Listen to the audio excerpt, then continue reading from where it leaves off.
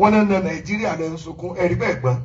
Nigeria to fail in the education, to fail in the health, infrastructure, one failing, who cannot fail it, one failing about and so-called running by him. But hope with your back, it will let you mommy.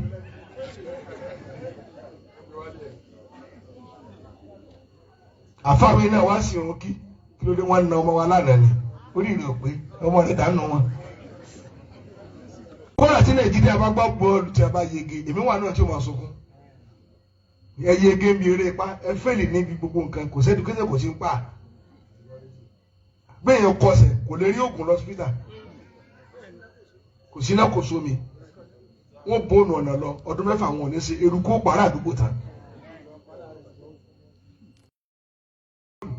One in Nigeria and so called Eribegba.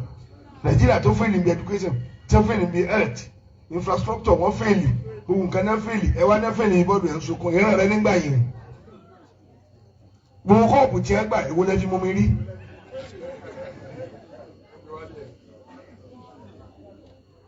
I found in a was okay, to the one no more than what do you know? I want to no one. What I think about board to about Yegi, if you want not to Masuku. Ye game be repa, a fairly navy book can cause education was in pa. Be your course, Colerio Hospital. Cosina Kosumi. One bone on a law, or the Mefa one is a Ruko Baradubuta.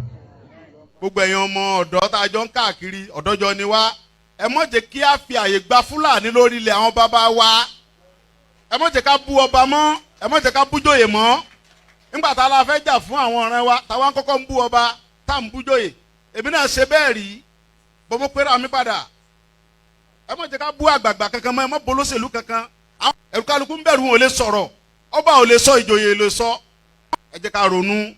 Ẹ mọ̀ jẹ́ ká bá àwọn bàbá jà mọ́ ẹ mọ̀ jẹ́ abú wọn mọ́ ẹ mọ̀ jẹ́ àṣẹ wọn àwọn ará pẹ̀lú wọn àwọn àtọ́ bá jó lóṣèlú tá a bá fẹ́ kọ́ wọn rẹ̀ wá lọ́wọ́ á pè wọn mọ́ra á gbé wọn mọ́ra ni à ní bú wọn mọ́ ẹ mọ̀ jẹ́ àṣejẹ̀gbọ́n ẹ mọ̀ jẹ́ àdàlúrú a lè gba ẹ̀tọ́ wa láì ṣèjẹ̀gbọ́n a lè gba ẹ̀tọ́ wa láì yìnbọn a lè gba ẹ̀tọ́ wa láì dàlúrú gbogbo protest mo ṣe ní ìlú Nàìjíríà mi ò rí ibi tí mo ti ẹnìkan lè sọ pé mo pààyàn tàbí mo jó nǹkan náà tàbí mo bà nǹkan jẹ́ mo lọ písù torí pé olówó lèmi náà tí ò bá sólówó lára ń dì mọ́ gbogbo nǹkan tó lọ́n fún yẹn lọ́lọ́run fún mi mi ṣe tálákà tó dé pé mo dìde fún jà Yorùbá big man ni mi àwọn tó jẹ́ ọ̀rẹ́ mi tó súnmọ́ mi tó ní owó ní kí ni mo wá lọ bẹ̀ pé sọ́wọ́ lè mi mò ń fẹ́ ni kí n sọ yìí tí mo fẹ́ mo ní ìsọ̀rọ̀ owó àní ọ̀rọ̀ ìran mi ni mò ń sọ kí n wọ gbowó kí n gbéra kí n pé mò ń lọ ọ̀dọ̀ ọba àgbowó mò ń lọ ọ̀dọ̀ oníbodè òfin gbowó kí n kójó wọlé kọ́kàn mi balẹ̀ kí n dá wa mọ́tò kí n mọ́ rìn bọ̀ kí Fúlàní mọ́ da mi dúró títì kí n délé kí bàbá sọ pé kí n gbé tírélà sùn kí n mọ́ gbé lọ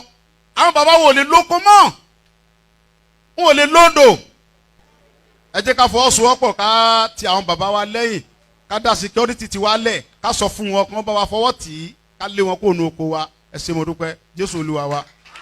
Koikimedia, we're bringing the world closer to your doorstep.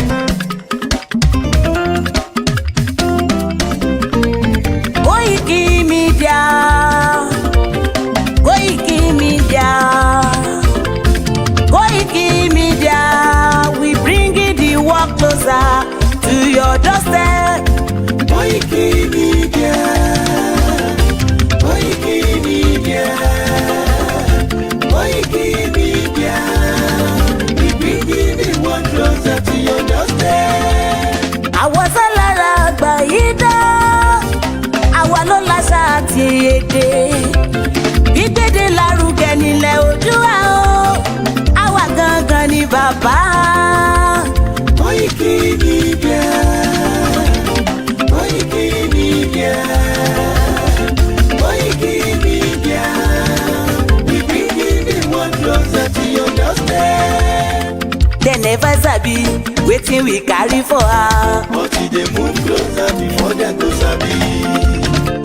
I said they never know wetin we carry for body. But they move closer before they go sabi.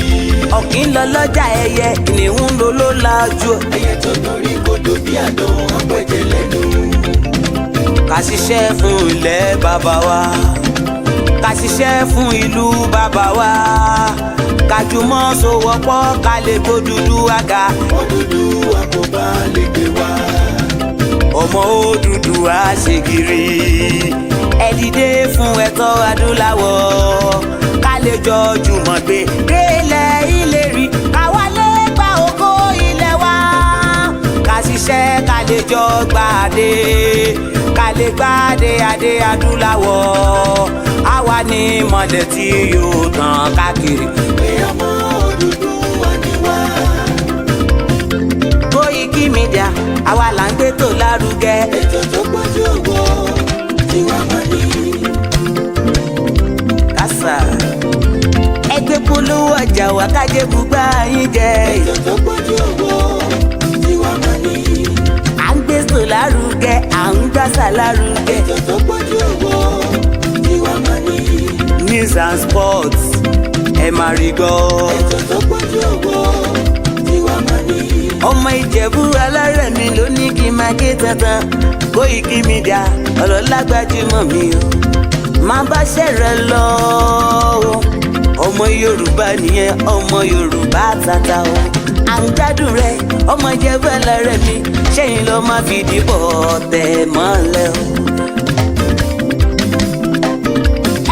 Ẹ̀yin lọ́mọ onígbò máa ń dé mádémádé. Ẹ̀yin lọ́mọ onígbò máa wọ̀ o. Igbó máa wọ̀ kájòjì ò gbọ́dọ̀ wọ̀. Àjòjì tó bá wọ̀ bẹ́ẹ̀ á tẹ̀lé ní ẹbọra. Ẹ̀yin lọ máa náwó kóyìnbó tó dé. Ìgbà tó yìnbó dé o owó náà dẹ́ tún pọ̀ sí o. Koikimedia ṣàwa ní bàbá. Koikimedia àwọn ní bàbá. Koikimedia àwọn ní bàbá. Àdáńtọ́ àtúnpèrègèdè. Koikimedia àwọn ní bàbá. Àwa là ń gbé tó lárugẹ jẹ́ ká jọ gbọ́ o. Koikimedia àwọn ní bàbá. Àtúnjàfẹ́tọ̀ ilẹ̀ wa fẹ́tọ̀ ilẹ̀ Yorùbá. Koikimedia àwọn ní bàbá. Ọmọ Oòduà ni wá o tọkàntọkàn. Koikimedia àwọn ní bàbá. Ikú tí ó ṣe bí lébi òsì àdìmú bàbá iyọ̀. Koikimedia àwọn ní bàbá. We bring you up closer to your doorstep. Koikimedia àwọn ní bàbá. Afẹ́fẹ́ tó ń fẹ́ o tó ń kan kí oko lára ni. Koikimedia àwọn ní bàbá. Àpèrègèdè Olódùmarè ló fún wa ṣe. Koikimedia àwọn ní bàbá. Gbogbo ayé ẹ gbọ́ àwa ní bàbá o. Koikimedia àwọn ní bàbá. Ẹ máa bọ̀ wá ẹgbẹ́ polówó ọjà yín wá o. Koikimedia àwọn ní bàbá. Odùduwà lágbèdá ní òtítọ́ lágbèdá ní. Koikimedia àwọn ní bàbá. A kì í sọ̀dálẹ̀ a kì í sọ ní kẹta. Koikimedia àwọn ní bàbá. Àdúró tán a tún pèrègèdè. Koikimedia àwọn ní bàbá. Koikimedia we bring you up closer to your doorstep. Àwọn ní bàbá. Koikimedia is around. To give us latest. Is around o. Give us latest. Ladies and gentlemen, Ẹ mú kalẹ̀ sílẹ̀. Ẹ tẹ́tí ẹ gbọ́ ètò tó pọ̀jù owó. ladies and gentlemen, Ẹ mú kalẹ̀ sílẹ̀. Ẹ tẹ́tí ẹ gbọ́ ètò tó pọ̀jù owó. Koikimedia is around. To give us latest. Koikimedia. Koikimedia, we're bringing the world closer to your doorstep. Koikimedia, we're bringing the world closer to your doorstep.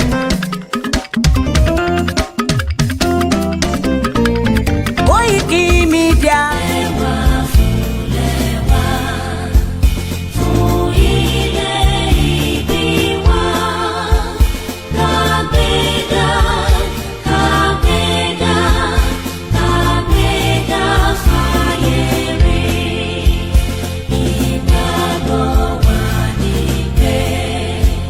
Masih beru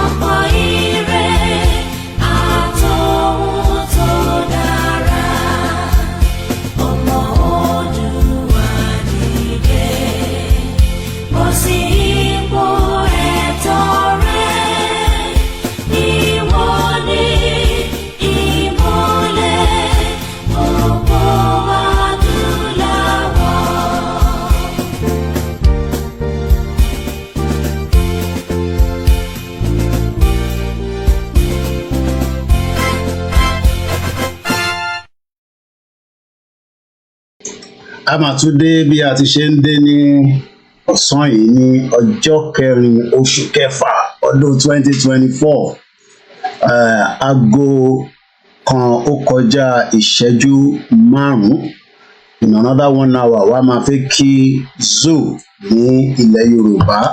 Mo kí wa pé assalamu alaikum warahmatullahi wabarakatuh. Mo kí gbogbo ẹ̀yin olólùfẹ́ wa tí ẹ jẹ́ ẹlẹ́sìn ìsìláàmù. Màmá sọ pé ọmọ tó jẹ́ mùsùlùmí ó lẹ́tọ̀ọ́ láti kàwé, ó lẹ́tọ̀ọ́ láti ní proper education. Àmọ́ níbi tílẹ̀ Yorùbá dé ní wákàtí ọ̀pọ̀lọpọ̀ ọmọ mùsùlùmí láti Kwara lọ sí Kogi títí dé ìlú Ondo títí dé ìlú Èkìtì, Ọ̀ṣun àti Lagos àti Ọ̀yọ́. A rí pé kò sí proper education fáwọn ọmọ wa látara pé kò sí investment. Mo kẹ́yìn Kristẹni, ọba Elédùmarè a máa sọ pé what God cannot do does not exist. Ẹ túbọ̀ máa fi àdúrà láti lè jẹ́ kíran Yorùbá lè bọ́.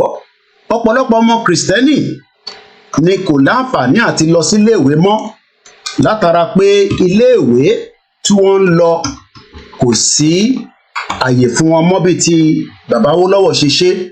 Àwọn ọmọ iléèwé náà lè rí yìí níbi tí wọ́n tẹsẹ̀ bọ́nú rọ̀fọ̀rọ̀fọ̀, nínú ibi tí wọ́n tẹsẹ̀ bọ́nú pọ̀tọ̀pọ̀tọ̀. Bẹ́ẹ̀ ni wọ́n ń ka national anthem. Tá bá release audio tó ń bẹ lábẹ́ kínní old àbí new àbí fake, torí àtẹ̀mọ́ni tó jẹ́ fake tó jẹ́ new mọ́.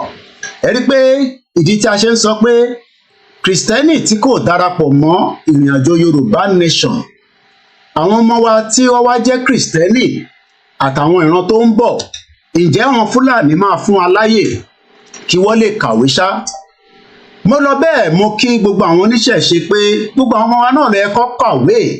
Kódà ó yẹ ká ti máa gbé ìṣẹ̀ṣe sínú nǹkan pè ní digital world, níbi tí a ti máa fi ọ̀pọ̀lọpọ̀ bí nǹkan ṣe ń lọ nípa Ifá nínú laptop àti iPad. Gbogbo kinní náà ó involve pé ká ní proper education, and I welcome you all as you're entering and settling into the program. It is a very bright, beautiful day. As usual, the month of June will be a successful month as we continue our campaign and our quest for the right of the Yoruba people to self-determination.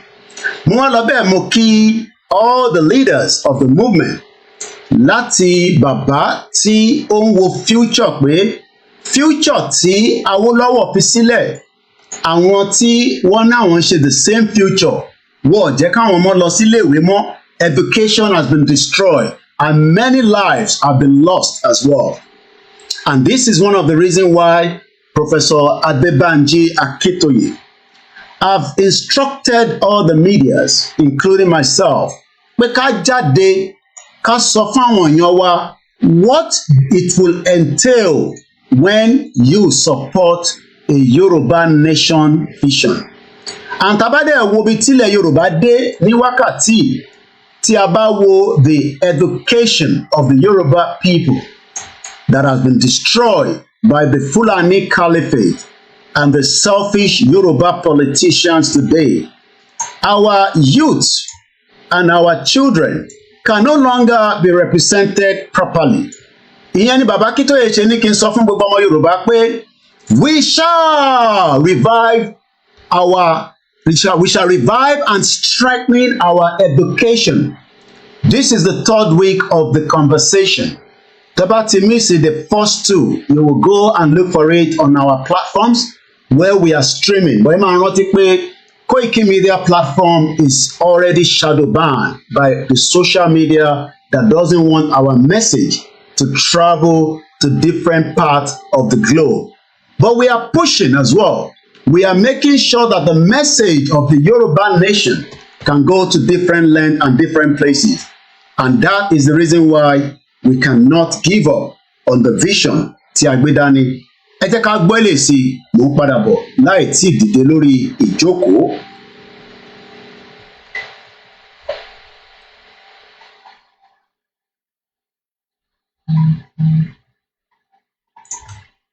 Yeah. Wọ́n ní Nàìjíríà lè sunkún ẹgbẹ̀gbọ́n. Nàìjíríà tó fẹ́ ní education, tó fẹ́ ní health, infrastructure wọ́n fẹ́ ní nǹkan náà fẹ́ ní ẹwà náà fẹ́. Gbọ́dọ̀ ẹ̀ ń sunkún ìran rẹ nígbà yìí. Gbogbo kọ́ọ̀pù tí ẹ gbà èwo lẹ́jú mú mi rí.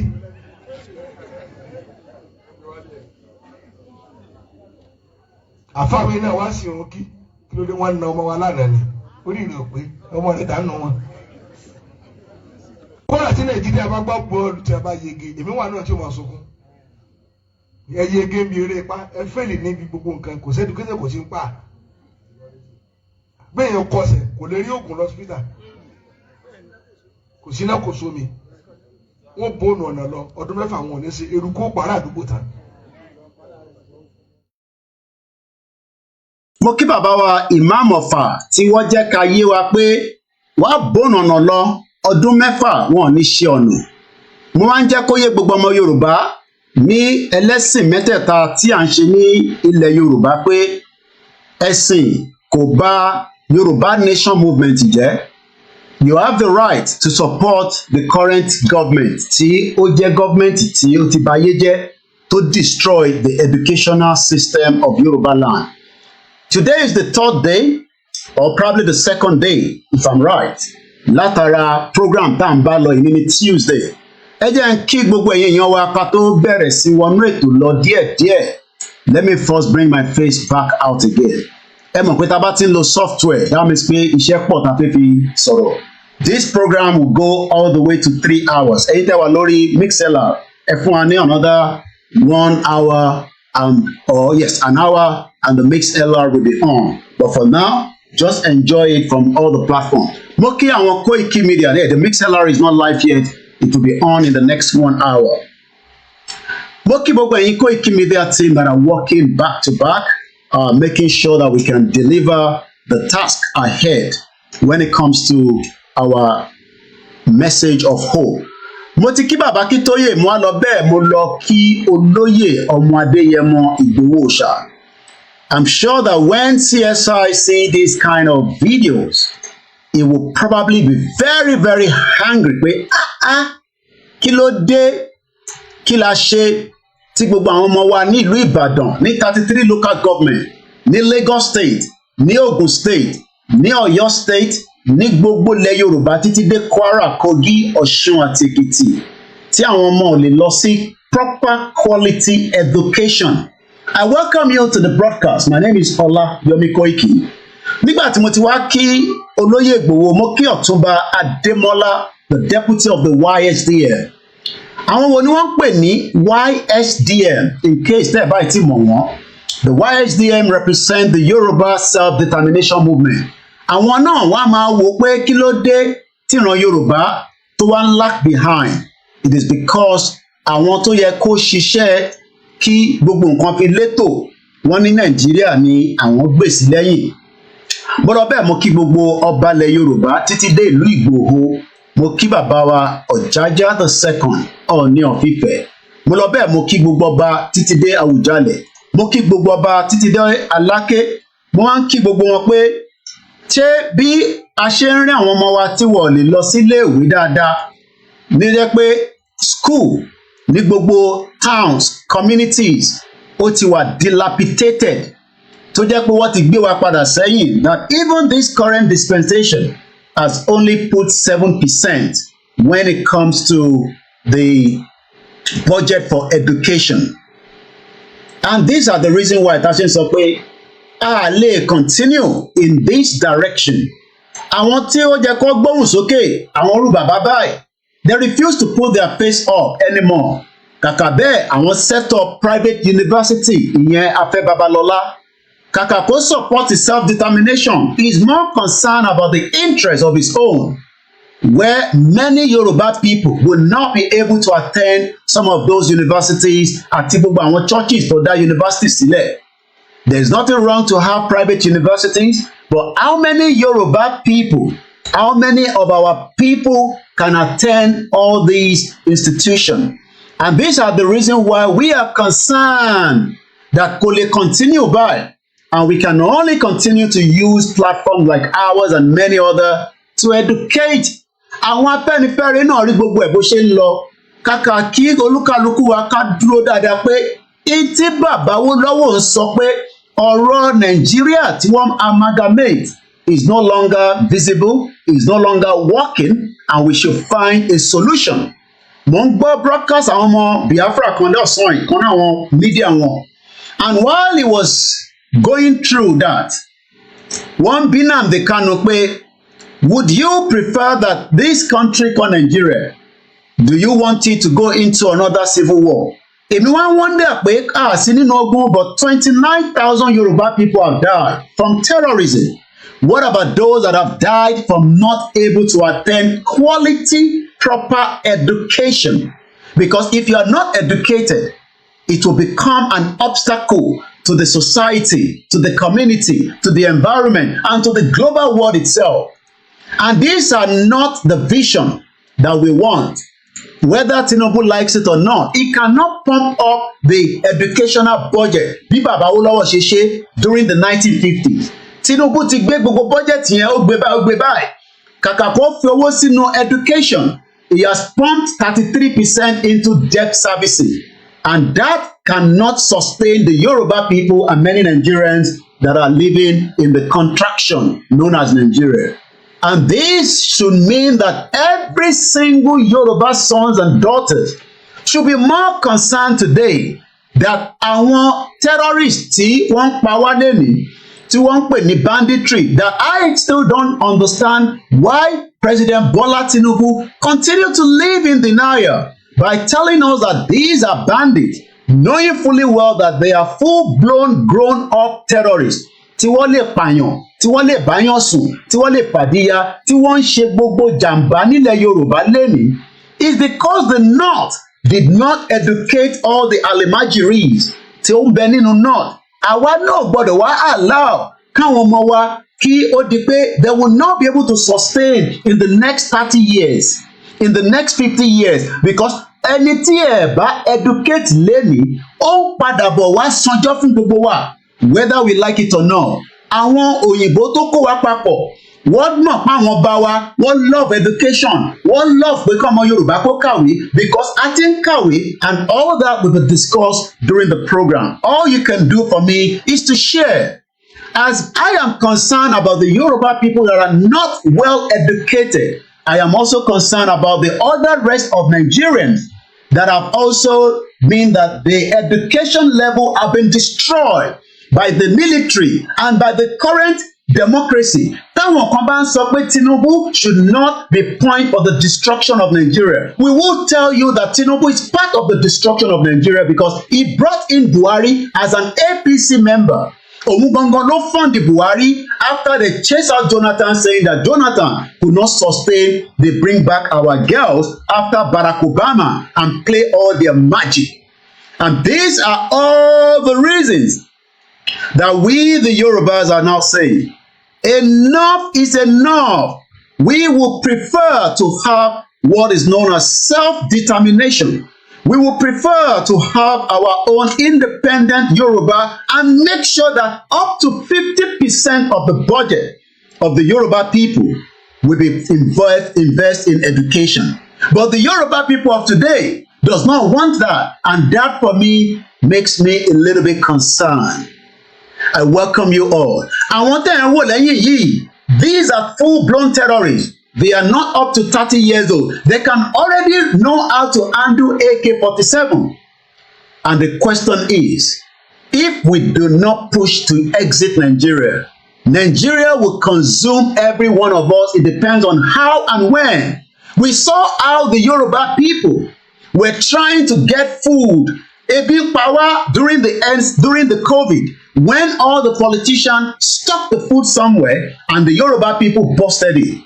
Mo kí wa pé good afternoon, welcome. As you're settling in, make sure you share the program.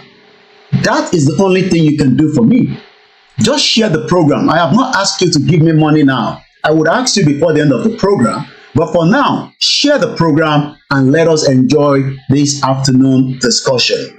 I have started early so that we can have ample of time. For those of you that are on the Mixlr, bear with us. Within the next less than 54 minutes, by 2 o'clock, it will be up and running. Babami Boye Manyugbe sọ pé Lagos Ibadan Express Road has taken more than 20 years and it is still not yet completed. What kind of life is that? One good afternoon, Ọmọ Fìdípọ̀ Tẹ̀mọ́lẹ̀. It will be well with you. Mo kí bàbá mi ṣé gan ni. Mo kí gbogbo ẹ̀yin olólùfẹ́ wa láti Triple DRS. My brother that I did not know that he was giving me so much support until he says, èmi náà ni mò ń jẹ́ Ayuba. Mo kí gbogbo ẹ̀yin tẹ́ ń bẹ ní south east part of the United Kingdom called England. Mo kí ẹ̀yin tẹ́ wà ní Bristol, Hull. Mo kí ẹ̀yin tẹ́ wà ní Leicester. Mo kí yín ní Manchester. Mo kí yín ní Scotland. Mo kí yín ní Wales. Mo kí yín ní gbogbo every part of United Kingdom. And I welcome you to this program. I am just one out of many people that believe that self-determination is the solution to the current dispensation of what is known as Nigeria. Mo wá lọ bẹ́ẹ̀ mo kí ẹ̀yin tẹ́ ń bẹ ní Austria dé Belgium. Mo kí ẹ Tony Ages. Mo ní ẹ pé very soon I will be taking the tour very soon. But for now, we have a lot of tasks to do. Mo lọ bẹ́ẹ̀ mo kí ẹ̀yin tẹ́ ń bẹ ní United Arab Emirates where President Bola Tinubu lied that the visa or work permit has been resolved. United Arab Emirates continue to steal our gold by making sure that there is danger, putting guns and everything. And don't tell me there's no evidence. We know that because even our sister broadcasts have told us that gbogbo gold tí wọ́n kó jáde ní Ọ̀ṣun State end up in United Arab Emirates. And that means that àwa tó yẹ ká wà educated, industrialized, and become one of the global way that people can come and buy our gold, we end up become the puppet and the poor people. Molobe Mokiyami Grace Robert. If you are new to this platform, you are probably have been angry before that Tinubu that we want to stop has become the president. Well, what has been it now after 1 year? It has become poverty. It has become blood sucking, as many people are now crying on a daily basis about power. Mokia Sikiru Alani Stone Cold. Good afternoon. Shout out to those of you that have joined us on the Instagram. I know some of you will probably watch it for 10 seconds and you're off. It is afternoon broadcast. Ọkùnrin àtobìnrin bára wọn sùn. Kì í ṣe dating site.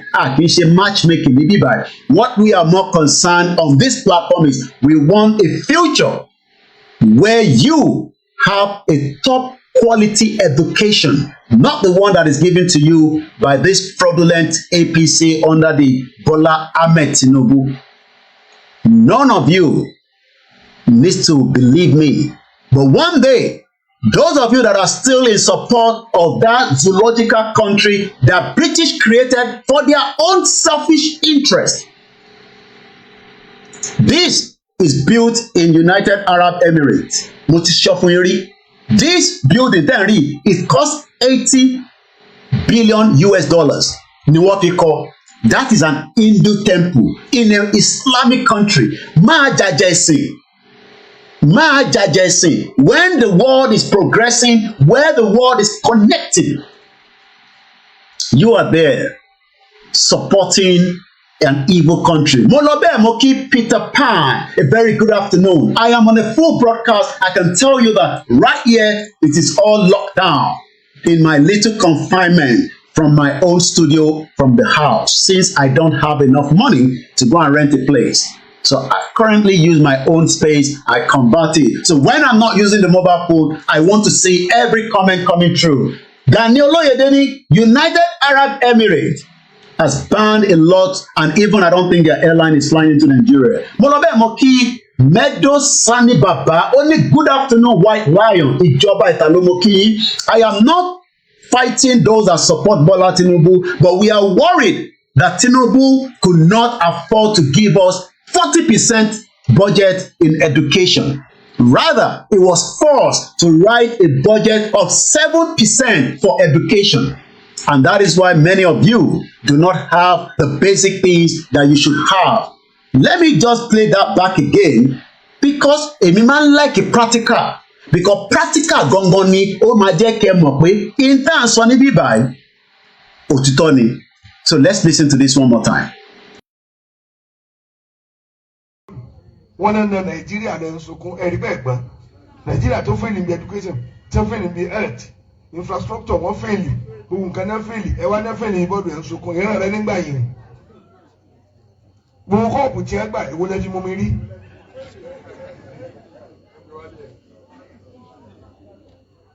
àfáàwé náà wá sí òun kí ló dé wọn na ọmọ wa lánàá ni orí ìrìn òpé ọmọ rẹ dànù wọn.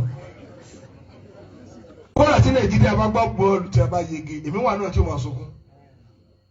ẹ yege ń bi eré pa ẹ fẹ́lì níbi gbogbo nǹkan kò sẹ́dù kéde kò sí ń pa. gbẹ̀yìn kọsẹ̀ kò lè rí oògùn lọ́sípítà kò sí náà kò sómi. These are my children tablets, not tablet, iPad. These two, then will allow me. These are iPad. That is the vision that Baba Akintoye wants for Yoruba children. Kò ń ṣe pé káwọn ọmọ máa lọ máa ta omi, kọ́ lọ máa ta wóróbo. Baba Akintoye wants the vision that your children will also come back from school after they've had a lot of opportunities and they can return back home and log into their own tablet, whether it's a Samsung, whether it's a Lenovo, whether it's a whatever model of tablet that you are using, and they can log in, and which is what I'm going to do. They know the passcode. I'm okay. So let me just log in now. And as soon as I logged in, I don't have to show you the screen. Right there, they have different things written here in terms of their tablets, in terms of their games. But there is something unique to what I mean by Toba Denisi, go and take your iPad. There is time for everything. This is the vision tí Baba Akintoye ń sọ fún ọmọ Yorùbá that they refuse to listen. Mo kí ẹ ní gbogbo Miami easy. Mo kí ẹ lẹ́ẹ̀kan sí Mr. Waris Jinobi Ajoshaisuni. This is the second program for the day. I was already had 2 hours program. Kò ní rẹ̀ mí, kò dẹ̀ ní rẹ̀ yín náà. I have told you, I will educate you. Kò ń sọ̀rọ̀ jà. I have been told not to curse anymore, but not the politicians. But the average people, I will just let it go for now. Because not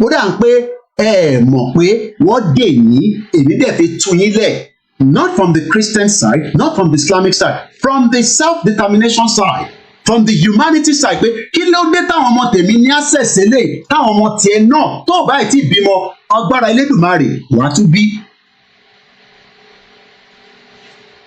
This is the kind, so right there, as I scroll around it, and I hope I know where it is hidden, because I'm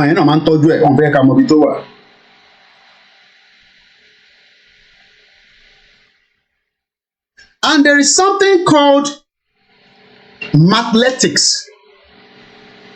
Right there, it tells them to sign in. And Tobadet is signing straight into this. It is already connected through the server straight to their schools. One, Viking, good afternoon. Jimmy, good afternoon.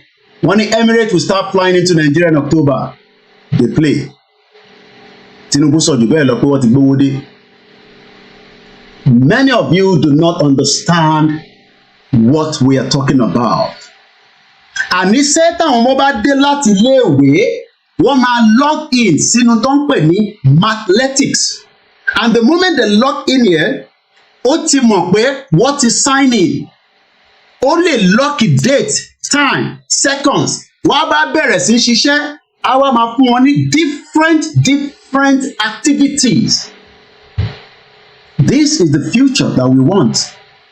But àwọn olóṣèlú mọ̀ pé gbogbo kìíní tá à ń sọ yìí ilẹ̀ Yorùbá ní owó yẹn láti lè fọ́ndẹ̀, but kí ló dé tí wọ́n fọ́ndẹ̀? Ìbéèrè tó yẹ ká béèrè lọ́wọ́ ara wa nìyẹn. Why have they refused to fund it? Why is it that the education is not funded? What is our offence? Talashe. What is our crime? And Baba Akintoye at 89 decided that the only option so that we can have a quality education òun ni pé let's leave Nigeria alone. That does not mean that we would not love our neighbors. That does not mean that we would not work with our neighbors that we've lived together for 64 years, in 63 years, in a painful way. Because in the 63 years, bigotry, whatever you can name, kò sífẹ̀ẹ́. Igbo ni o, wọ́n ti fẹ́ gbalẹ̀, àwọn ṣe drugs, àwọn ṣe Yorùbá ni o, Hausa ni o, you know.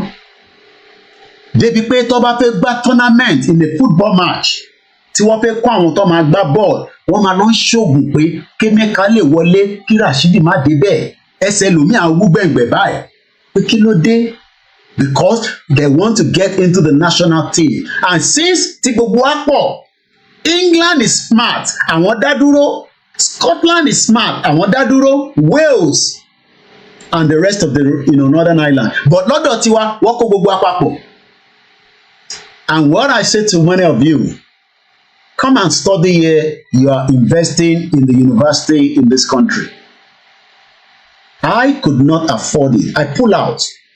After tó sọ fún mi pé I have to pay international fee. Tó fún mi ní price yẹn, mo sọ fún wọn pé no, kó bá mi hang it. When I'm ready, I will come back and complete my degree. That was how I stopped my first university right in this country. Because I couldn't afford it. So, ẹ̀yin tẹ́ wá wà nílé ten property tẹ́ fi ń wá to start with. But that is because you are not spending the whole money in one go. I mean, ní owó láti fi ṣe the full package. So what everybody does is you pay the half package of the university. Gbogbo wa la mọ̀ bó ṣe ń lọ. Tẹ́ bá ti wá sanwó díẹ̀ with the expectation pé tẹ́ bá dé UK, ẹ lọ máa ṣiṣẹ́, ẹ lè raise owó tó kù, ẹ wá realize pé it doesn't work because the UK system automatically locked you to 16 hours only. O máa sanwó lé. I am not discouraging you. Please don't misquote me. If you can make it down and survive it. But for me, I didn't come here to come and study.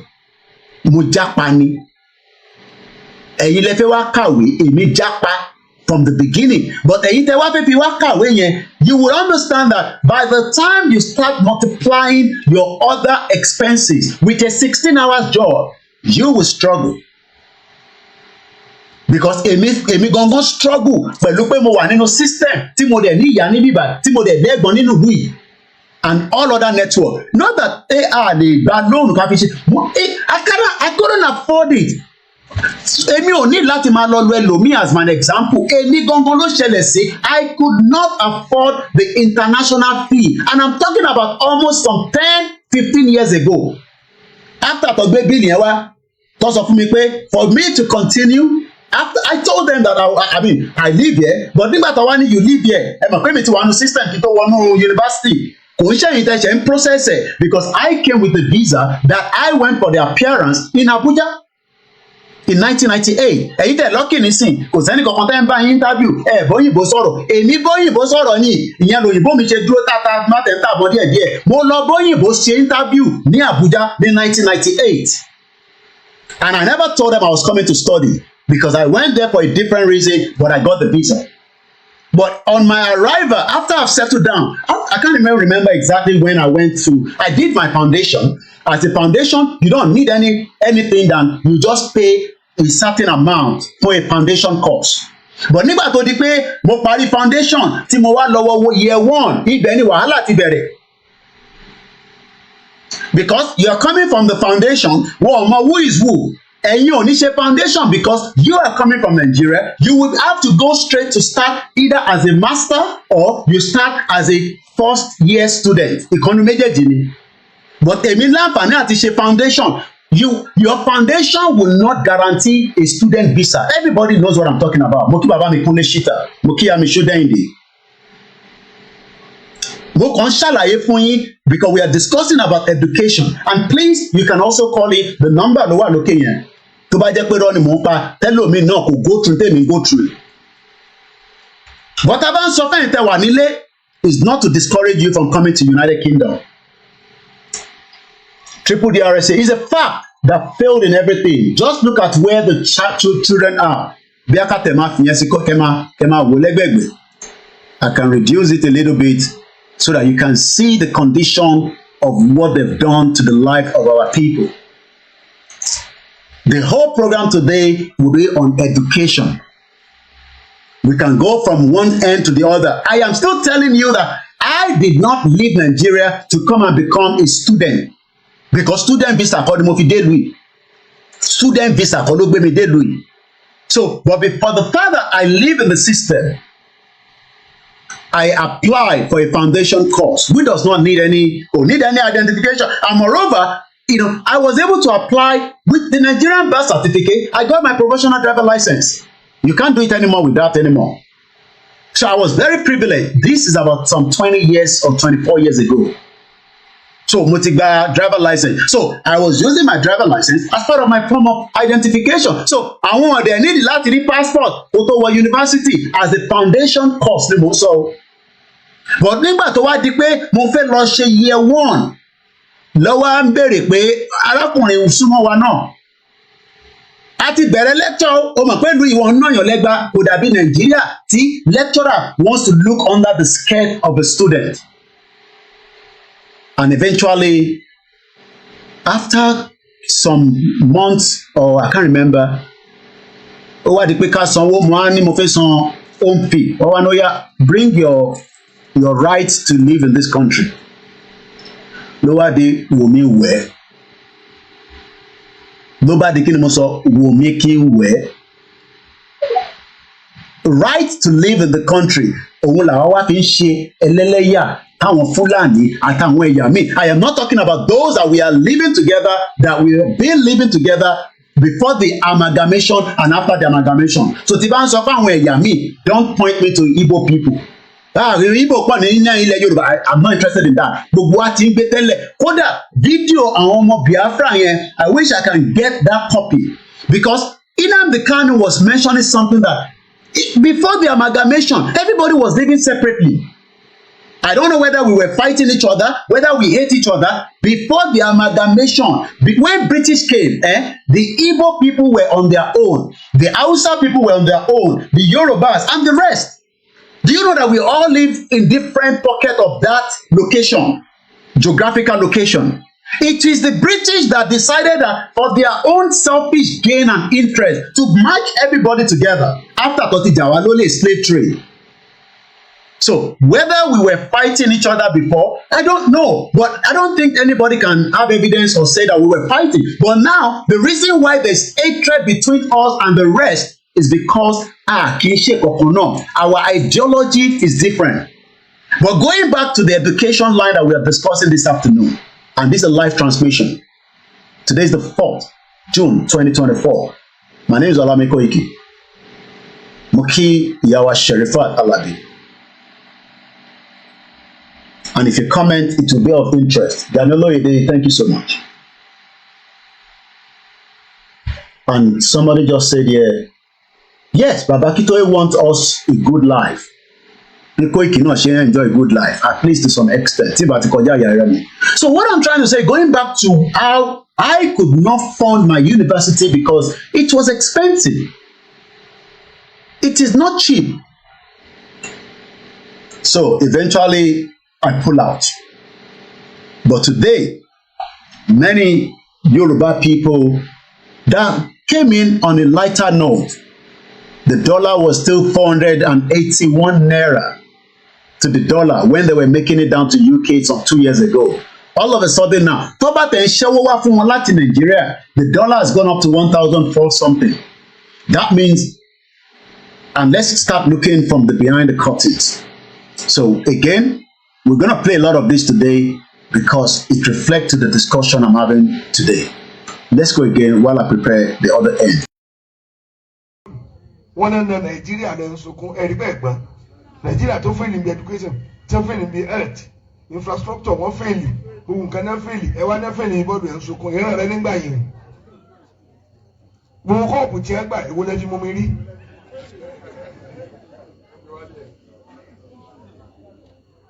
I found in a was your key, through the one no more landing. What do you look with? I want it done no one.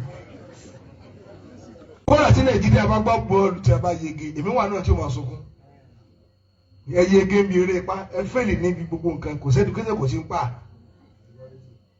bẹ́ẹ̀ yẹn kọsẹ̀ kò lè rí oògùn lọ́sípítà kò sí náà kò sómi wọ́n bóònù ọ̀nà lọ ọdún mẹ́fà wọn ò ní ṣe eruku ó pàrọ̀ àdúgbò tán. wọ́n náà Nàìjíríà lẹ́ ń sunkún ẹ̀rí bẹ́ẹ̀ gbọ́n Nàìjíríà tó fẹ́lì níbi education tó fẹ́lì níbi health infrastructure wọ́n fẹ́lì ohun kan náà fẹ́lì ẹ wá náà fẹ́lì bọ́ọ̀dù ẹ̀ ń sunkún ìran rẹ nígbà yìí gbogbo kọ́ọ̀pù tí ẹ gbà èwo lẹ́jú mú mi rí.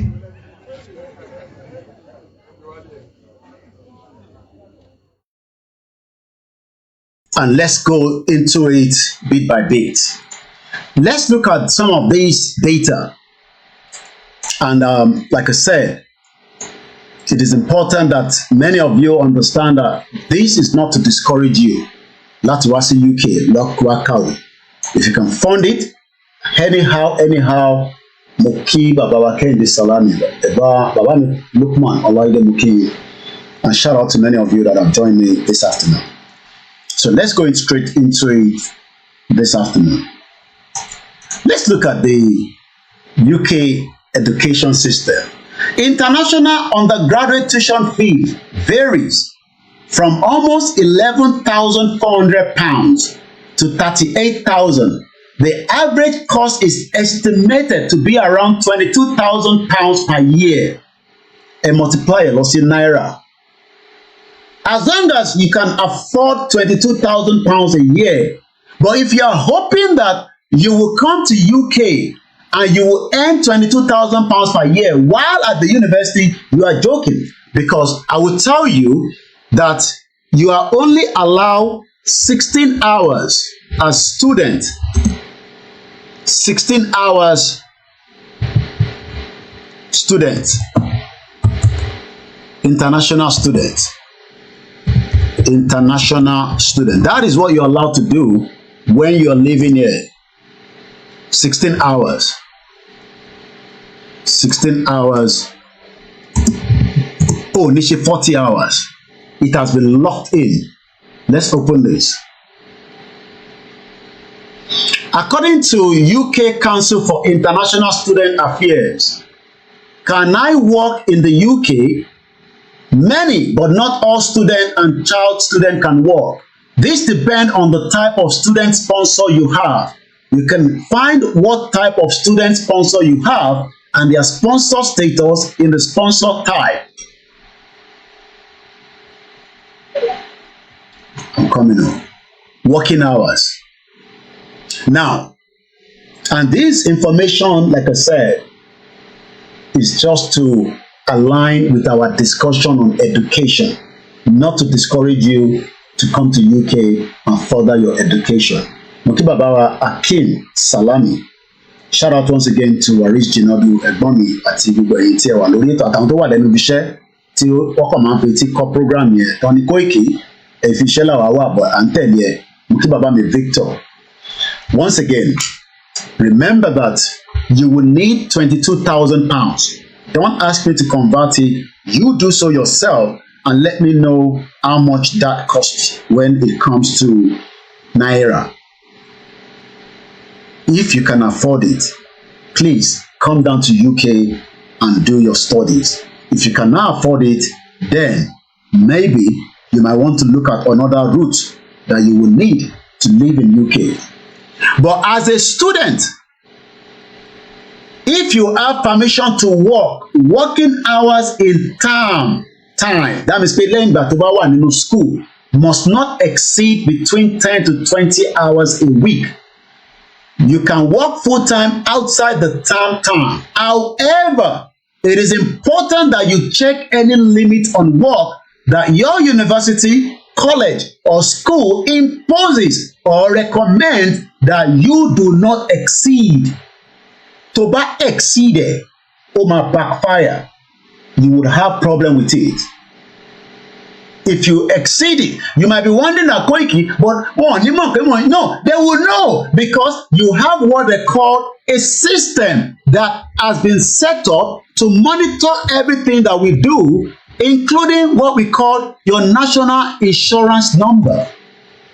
Your national insurance number is a number that is given to everyone, including myself, including each student, apart from ẹni tó wá ṣe visit.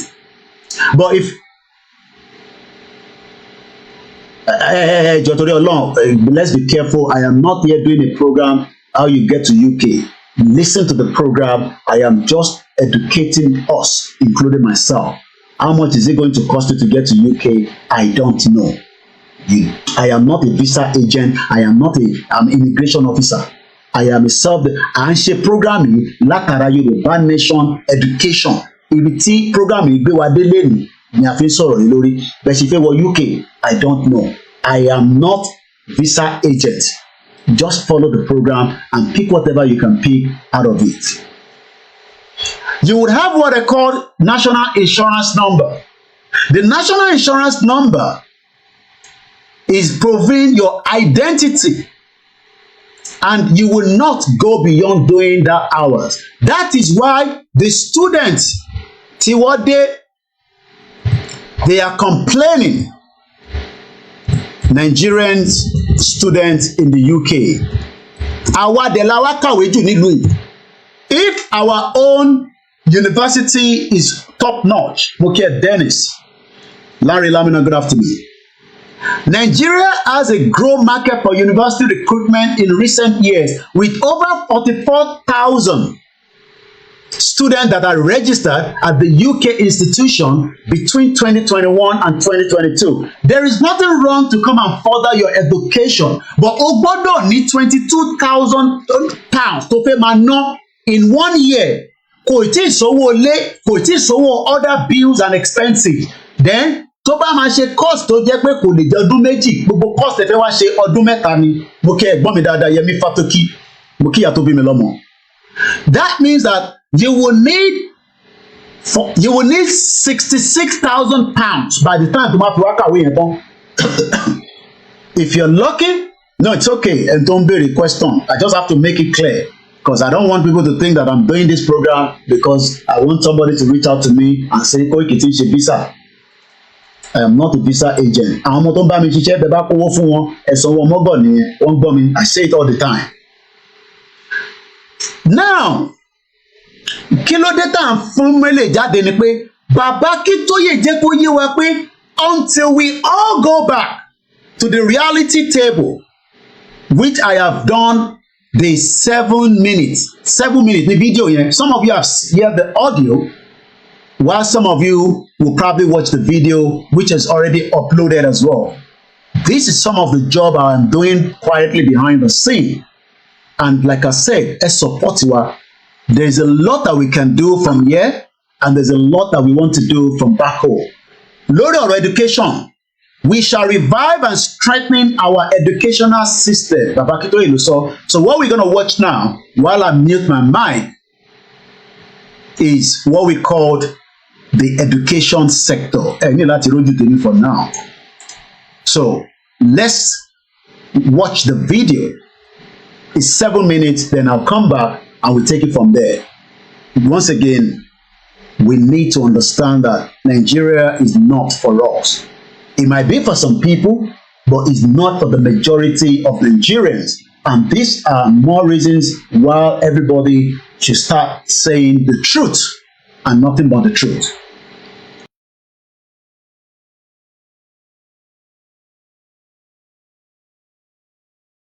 Good news. Part 2. Prosperity in our Orílẹ̀-èdè Yorùbá by Professor Adebanji Akintoye. Introduction. In the following pages, I try to present the glorious picture of our soon-to-come country, our Orílẹ̀-èdè Yorùbá.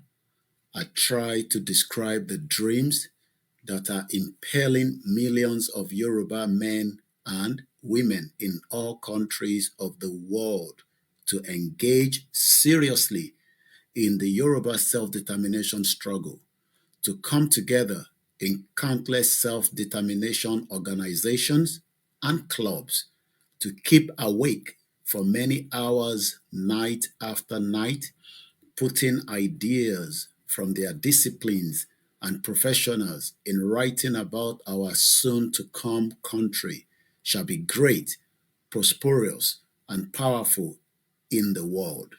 God Almighty made us Yoruba people a great people of talent, intellect, and skills, and large numbers of us are now pouring out those gifts into the ideas that will make our country one of the greatest and most famous countries in the history of the world, and that will make us Yoruba people a loving, laughing, humiliated family of happy and contented men, women, and children. A lot of the intellectual and other effort by our people come to me as father of our self-determination struggle. Altogether, they make me humble, happy, and proud. Employing my own speciality and insight, I hereby put forth, point by point, the main items of what I perceive to be our nation's purpose, determination, and expectation. I urge all my Yoruba people to read it. I urge each to endeavor to bring the benefit of his or her speciality to bear on any of its various points. In its totality, this is a manifesto from those of us who are fighting for our sovereign Yoruba nation, our independent Yoruba country separate from Nigeria. I live in the unwavering faith and hope that our Yoruba country shall soon be free, and that thereafter we shall see the glory of God upon the life of our free and sovereign Yoruba nation and upon all of us Yoruba people. We shall revive and strengthen our education. Education is the greatest enterprise of modern Yoruba people. From the coming of schools to West Africa in about 1840, the Yoruba led the rest of Africa in education. Free primary education started in 1955 in the Yoruba Western region, widening the gap very seriously.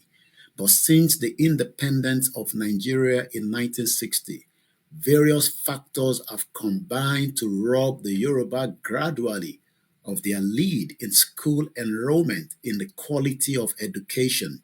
Rejection of education by those controlling the federal government of Nigeria resulted in low budgetary allocations for education. By about 2005, only about 6% of Nigeria's budget was being allocated to education. Remember that in some years of the 1950s, Chief Obafemi Awolowo Western Regional Government was allocating as much as 40% of the budget to education. Remember too that UNESCO suggests that 26% allocation will be about the good average for education in any country. In most states of Yoruba Southwest, teachers' salaries were not being regularly paid. Morale was seriously lost among teachers. Schools were no longer receiving adequate teaching materials. School buildings deteriorated.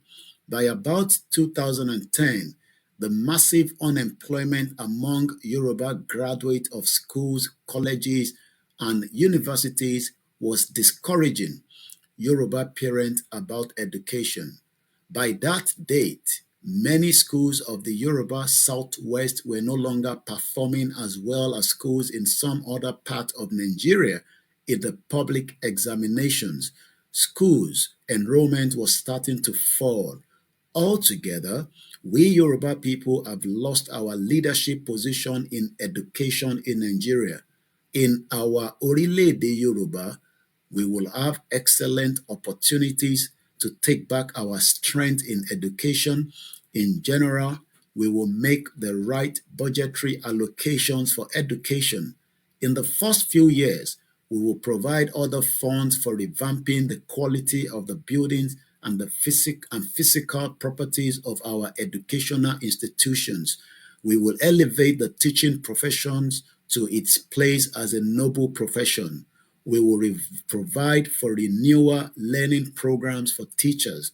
We will celebrate a Teachers' Day annually. We will establish performance contests among schools in public examinations. Finally, we shall make all our students computer literate.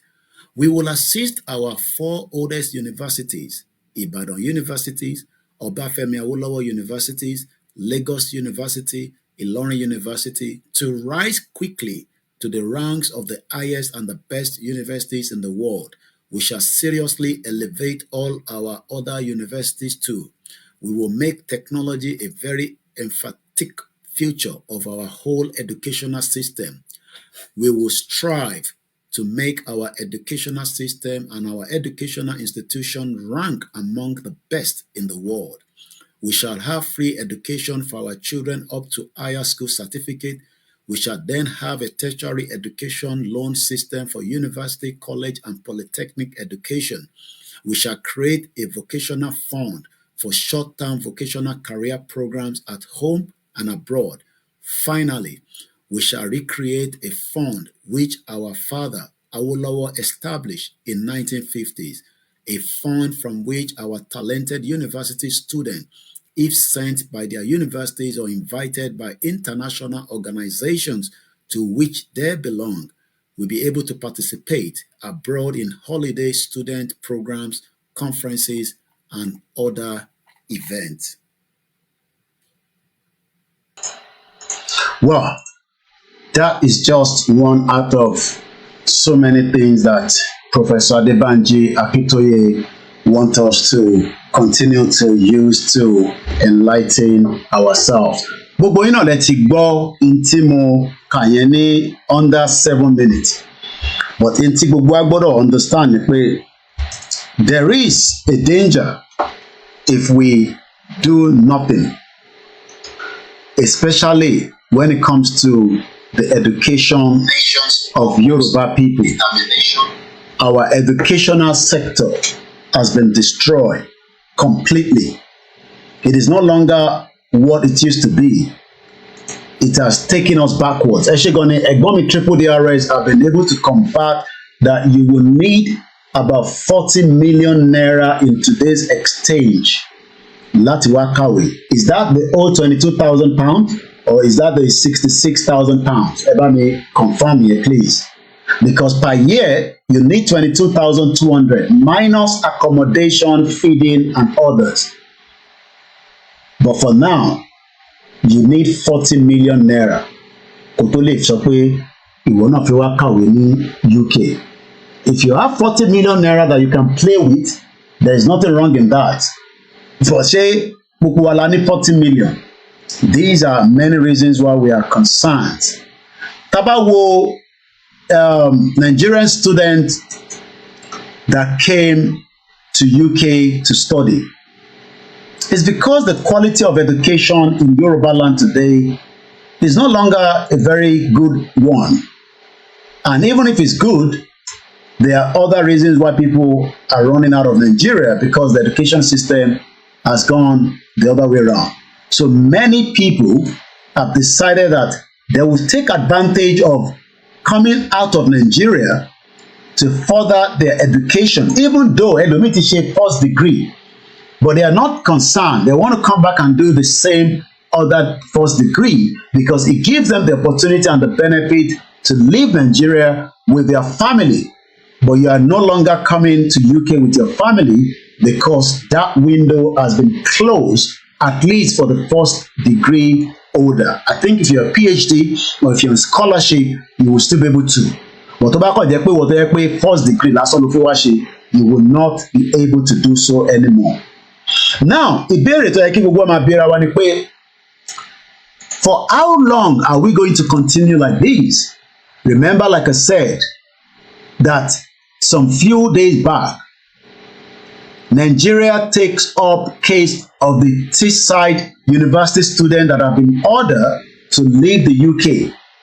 Kí ló fà á The High Commissioner is to meet leaders at the university after currency crash in their home country means that students couldn't pay for the tuition fee. Owó school sọmọ.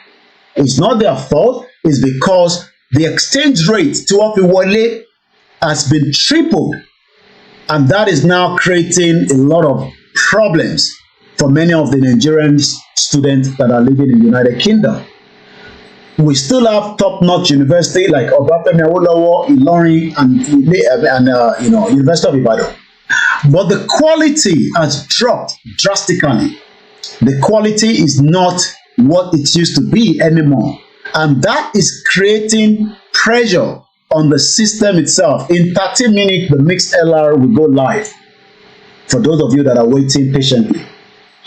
Mo ṣe ń sọ fún gbogbo ọmọ Yorùbá pé education kọ́kọ́ jẹ́ the first priority fúnlẹ̀ Yorùbá. According to this write-up from the Guardian, that also says they support the Guardian, fund and independent journalism with £10 every month. Just like Baby National Bere lọ́wọ́ yín, òun lọ́kọ síbẹ̀ yẹn. Support us. You can see Gbagada. But tèmi bá gbé tèmi síta nísìn tí bá ní support Koikimedia. For some of us, not everybody, it looks like pé ó wá ń tọrọ bárà. No. Media ń tọrọ bárà. Media need the public láti fund ẹ̀ kó lè wà independent so that kò ní fi síbí kan, especially with the system like Nigeria. Because the system tí Nigeria ń lò lọ́wọ́lọ́wọ́ lẹ́nu, right? That system is completely shambles. And this reason why we are saying every donation that you are giving us, we are very pleased and we appreciate it, and we don't take it for granted, regardless of whatever it is. And for those of you that have not been able to do so, maybe because you don't have it, we say thank you so much for your prayers and the love and support for Koikimedia. So tẹ́ bá wo Guardian nísìn náà, the same thing tẹ́mi náà ń béèrè, làwọn náà ń béèrè pé ẹ ràn wá lọ́wọ́, ẹ support wa. Give us £4 every month, and you can get exclusive newsletter from supporters that are sent every week from the Guardian newsroom. Give us £10, unlimited access to the Guardian's app, ad-free reading on all your device, exclusive newsletter, or give us £16, the reward from All Access Digital. So láti £4 up to £16. So I just want to always clarify this each time I have opportunity to use. So let's read further. Delegate from the Nigerian High Commission in London are to meet the bosses from Teesside University to discuss the treatment of a group of students who were ordered to leave United Kingdom after failing to meet tuition repayment. The Nigerian students were left distressed and in some cases suicidal after they were involuntarily withdrawn from their courses and ordered to leave in what has been described as a serious diplomatic issue. Nigeria has been a growth market for university recruitment in recent years. Mo sọ fún yín pé is a business center. According to 2021 to 2022, 44,000 students tó jẹ́ ọmọ Nigeria are registered in the United Kingdom. 44,000. Now, multiply 44,000 here at average of 22,000 or 44,000 by 40 million. That is a substantial amount of money. Some people can afford it without any problem. Peter George says, thank you, Mr. Koiki. You have done very well to educate our people in Yoruba land and abroad to know the benefit of self-determination and a country of their own. It is left for them to make use of this. Thank you so much once again, my brother Peter George. So what I'm trying to explain here, Mukiawa Olubumi Oloyede, is that we are just saying that Yemi Shole, and I know this brother very well. I know him because we've engaged a lot while I was in the Nigerian community. The founder and the head coordinator of the Nigerian Student Union UK accused Teesside University of failing its duty of care. Students were not supported, their mental health and well-being was not considered. Even though international students ni wọ́n ti sanwó díẹ̀, but wọ́n ò rówó tó kù san. So, ẹ jẹ́ ká tún lọ síbí báyìí. Nigerian students, BBC. They couldn't afford it. And there's also a lot of problem. This is another one. Nigerian students are now seeking help from the food charity. Oh, ẹ má bínú lákúlẹ̀jà láìní motel transfer motel move fún screen is about intoshi show account number látẹ̀ǹkan. I didn't realize that ẹ má bínú that I didn't move it back, So let's go back to this one I was showing you earlier. So gbogbo tí mo tẹ̀ ń show látẹ̀ǹkan tí mo ń sọ̀rọ̀ nípa guidance, support and all that, you didn't see it. So this is the one I was talking about earlier. And that's why it's good to have multiple screens. Even though I was very focused on my own screen, I wasn't looking at the other screen in front of me. So, coming back to this, now, Nigerian students are seeking help from food charity. Kí ló dé tó ń gbóúnjẹ lọ́wọ́ food charity? The Nigerian students eat by financial crisis, ogun àìrówó, because o lè fund the education pẹ̀lú owó tó fi ń ṣiṣẹ́ nílùú yìí. It is only 16 hours. Mo ti ṣàlàyé lẹ́ẹ̀kan 16 hours is all or maximum 20 hours. There is no way you will be able to sustain that. But the fact that many Nigerians hope that wàá fìyẹn fi leverage láti ti fi kúrò ní Nigeria. But when you get there, it's another different thing entirely. Like I said, this program is not to discourage you from coming to the UK. It is just reflections to what we are treating, known as the Yoruba Nation revive and strengthening our own educational system. Every minute, 1 minute, I'll be back again on my seat.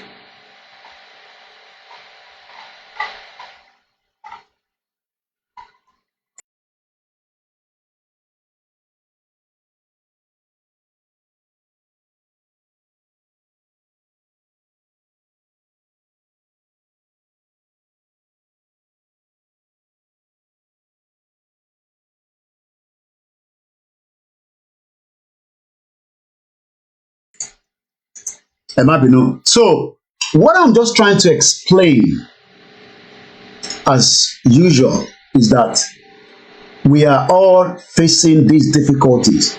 Whether you are a Nigerian that is living here, whether you are a diaspora, whether you are a Nigerian that came to study, whether you are just one that have lived in the country for some time, gbogbo wa la wà affected one way or the other.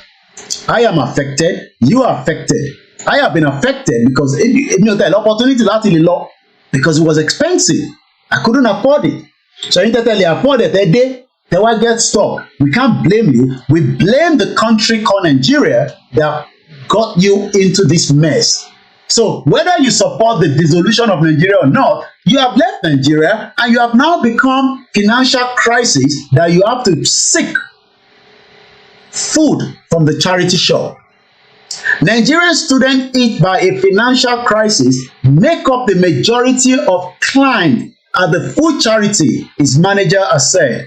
An economic crash. Did you hear that word? That will be part of what is going to make Nigeria collapse. Because Tinubu will not be able to sustain the economy of Nigeria to allow you as a foreign student, international student, to cope. So, and those of us here, lè pè yàn nísìn tó wà ní UK kò ní kó wá help ẹ láti sanwó school because òun náà ní bills tó ń san every month. Gbogbo owó kékèké táwọn èèyàn kan yọ tó fi ń support ara wọn àtẹ̀yìn tẹ̀wọ̀n nílé àtàwátàwà ń bíbà. It's just part of the little that is left. Very, very little. Tó bá tẹ̀ ní surplus, ṣé gbogbo ẹ̀ náà ló máa ná síta? And this is why we are saying that the diaspora is now about 70% going through what we call mental problem. Because pressure ẹ̀yin tẹ́ wà nílé ó ti ń affect àwa tá wà nílùú òyìnbó. So ẹ̀yin tẹ́ dẹ̀ ń dé láti wá kàwé. So I mean I got a call some few weeks back. Wọ́n ní Mr. Koiki tẹ́ bá ráhùn tó lè yà wá lówó, bá ráhùn tó lè support wa ká fi sanwó school torí a fẹ́ ṣe renewal pẹ̀lú home office. Ẹ̀yin lẹ rí ọ̀nà kẹ́ tó kúrò Nàìjíríà pé fẹ́ wá kàwé. But I'm sure pé bóyá wọ́n ṣàlàyé gbogbo ilé fún yín. Like I said, it's entirely up to everybody that wants to come here, but you must understand that it is not all that rosy. According to economic crash in Nigeria, has now left international students from Nigeria, Nigerians struggling to afford tuition fees, with some at the Teesside University. Níbo ló ń pè ní Teesside University? Ara university tó máa ń tà fún yín àwọn agent yín tó máa ń bá yín ṣe student visa ní Nàìjíríà. Ara university tó ń sọ pé ẹ wá kàwé lọ́dọ̀ wa bọ̀ kò mọ̀ pé Nàìjíríà ò kì í ṣe country tó lè sustain, that can survive, that can help you to make sure that when you are coming here to study, you would not have too much problem. Tó bá lọ wo gbogbo university rísì wọ́n máa polówó gbogbo oríṣiríṣi nǹkan fún ẹ, but at the end of the day kò ń ṣe gbogbo èèyàn ni wọ́n ń pè fún. It has to be for only little. Ẹ jẹ́ ká jọ wo fídíò yẹn. So I'm going to mute my mic. So these are some of the intro advert tó máa polówó fún ẹ pé ọmọ university yẹn ó wà okay gan bla bla bla blow blow blow, but at the end of the day it's going to cost you money. It is not free. And gbogbo eléyìí làwa ṣe ń sọ pé a lè continue by kó o lè work. So let's watch the video and make my.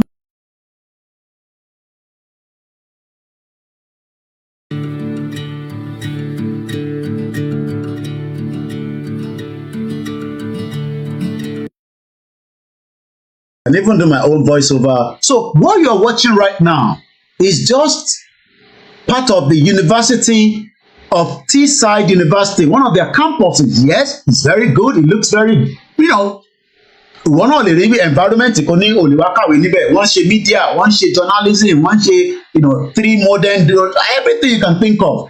This is the kind of university táwa náà fẹ́ improve lé lórí, especially the 4 major universities, Lagos, Ibadan, àti Ọbáfẹ́mi Awólọ́wọ̀ àti Ìlọrin. Àwa náà ní ilẹ̀ to make sure that all those universities are top notch. Tó bá tẹ̀ pé wá kàwé níbi ìbá jẹ́ pé you are just coming here for a course that to come out under 1 year part exchange. They have a library here. You can see their library. This is what Baba Awólọ́wọ̀ wanted, and this is what Baba Akintoye is now fighting to complete. Not the muddy water táwọn ọmọ ti ń kàwé. Tabade ń sọ gbogbo eléyìí, ó máa ń dàbí ìgbà tó jẹ́ pé some of us are not considering that this is the future. This is what you're looking at. This is the university táwọn ọmọ Nàìjíríà pọ̀ sí tí wọ́n sọ pé kọ́ máa lọ́lé pé wọ́n lè afford their money sí. They came, yes, about 2 years ago, some of them probably 1 year ago. Engineering and forensic student, ẹ wo lab wọn. Tó bá pààyàn, you need forensic. Nàìjíríà ló máa pààyàn, lè máa rí pé wọ́n ní wọ́n glove, wọ́n kọ́ máa ṣe gbé báṣabàṣa. Gbogbo university tẹ́ ń wò yìí, it can be also designed in Yoruba land, but Nigeria nísìnyí is only providing you 7% in educational budget, accommodation lélẹ̀. Ṣé wọn náà wàá rí eléyìí nísìnyí tó máa present eléyìí fún ní Nàìjíríà nísìnyí, òní ò fẹ́ wá kàwé níbí báyìí, but tó bá máa fi factor 40 million naira tó bá lè afford it. So gym and sport fitness facility, kò sẹ́ni tó máa ríru building definitely tó máa ríru a conducive environment tó ní pé kúrò nínú Nàìjíríà kò fi wá kàwé sí. But this can be replicated. Mo football ground yìí ó dájú National Stadium àti Abuja Stadium ìwọ náà wò ní sìn then para sẹ́yìn díẹ̀ wo stadium yẹn. Just look at this is a university football pitch. Wo standard kódà bó tẹ̀ ṣe rí nínú image báyìí bẹ́ẹ̀ náà lórí tó bá débẹ̀. Gbogbo aláwo Real Madrid àti Borussia Dortmund 90,000 people ló wà nínú Wembley Stadium. Ẹ kàn multiply an average of basic owó tíkẹ́ẹ̀tì ìjọ yẹn ká tẹ̀ sọ pé £300 ó dẹ̀ máa jù bẹ́ẹ̀ lọ. Ẹ multiply it by 90,000 pounds. Kò tí sówó hotel, kò tí sówó this, kò tí sówó that. Kí ló dé tó ọmọ Yorùbá tẹ́tẹ́ takú sínú Nàìjíríà? Ìyẹn ló máa ń ṣe consider wa tó máa ń wonder pé ṣé ìkọ̀kan rán pẹ̀lú wa ṣá? Ẹ jẹ́ ká wo fídíò yẹn délẹ̀ sí.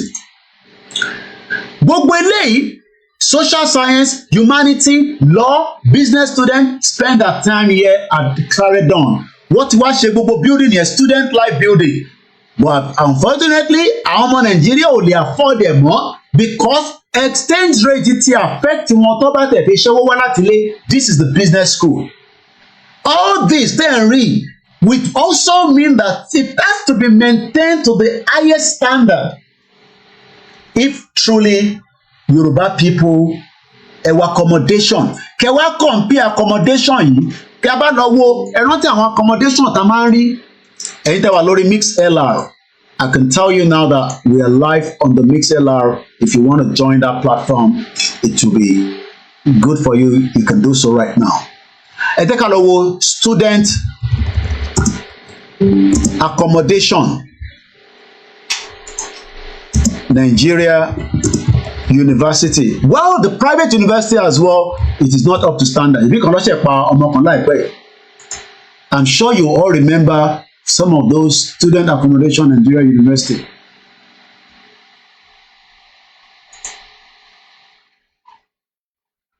I'm not talking about private university.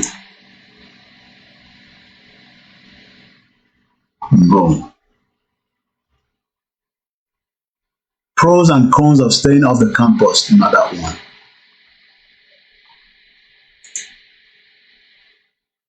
Well, I think I'll rephrase it. Nigeria students, residents, maybe something will pop up. Let's have a look. Nigeria university students. So, you know what? Don't live in denial that Nigeria will change. Nothing is going to change in Nigeria. All right, can't find anything. So, nothing is going to change. We're going to learn more. I'm sure some of you that have studied it, I didn't study in the university in Nigeria, but I'm sure a lot of you knows that the lifestyle, the accommodation, they are not up to standard. We've seen those videos before, even if we don't have them to show you today. We've seen the dilapidated, not all of them, but majority of them, especially the federal government in fund. Student hostels. Maybe that will bring something up. Nigeria.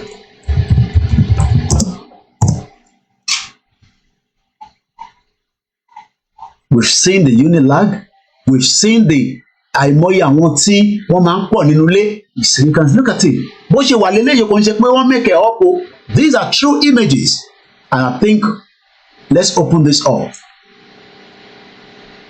Lions Den, man shocked by Saudi state of University of Nigeria hostel. An ex-user, Justice, who identified as Lord Justice N on X, has expressed dismay over the deplorable state of hostels at the Eni Njoko hostel in the University of Nigeria in Nsukka. Justice disclosed that he had visited the hostel to inspect the room his cousin was assigned to, only to be met with appalling conditions. Sharing a video he wrote, "My cousin is supposed to resume school at the University of Nigeria in Nsukka. He paid for the hostel. I went there today to check it out. A wogogo mess." This is meant to be a student accommodation. And when we are here saying that kò jẹ́ kó rí báyìí, some of you are also defending the current state of that contraction called Nigeria. And look at it. Look at it. Ẹ wo gbogbo ẹ̀. Kódà ilé ikú gan gbọ́dọ̀ rí báyìí. But at the end of the day, some of us want to come and study abroad in this very beautiful environment, but it will cost you a lot of money. If you have it, that is fine. But how many people only afford it? Láti ilé, gbogbo ilé làwa ṣe pariwo pé ìrìn àjò Yorùbá nation ọ̀nà àbáyọ ni pé kólúkálukú kó máa lọ. Èyí tá a ṣe ti tó. So let's come back again. We are not knocking the Nigerian students that are here struggling. It is not your fault. But are you still one of those students to support in Nigeria? Are you one of those Nigerian students that Japa got here, saw the system here, and you are still supporting that? Ọlọ́run á jẹ́ kí Nigeria not that way. Stop calling God to such, because Ọlọ́run ò lè jẹ́ kí Nigeria dàbí university tó wà ní bíbá. You are telling lies. Mo kí bàbá mi, brother mi, Sharif Alabi. But what are we going to do? How do we act? Things is terrible. Well, you will have to wait for instructions. The acting of what we do and what not to do is all to do with our leaders. So you know what? as I say all the time, there is still room for every Yoruba to support the self-determination campaign so that we can easily pull out of Nigeria.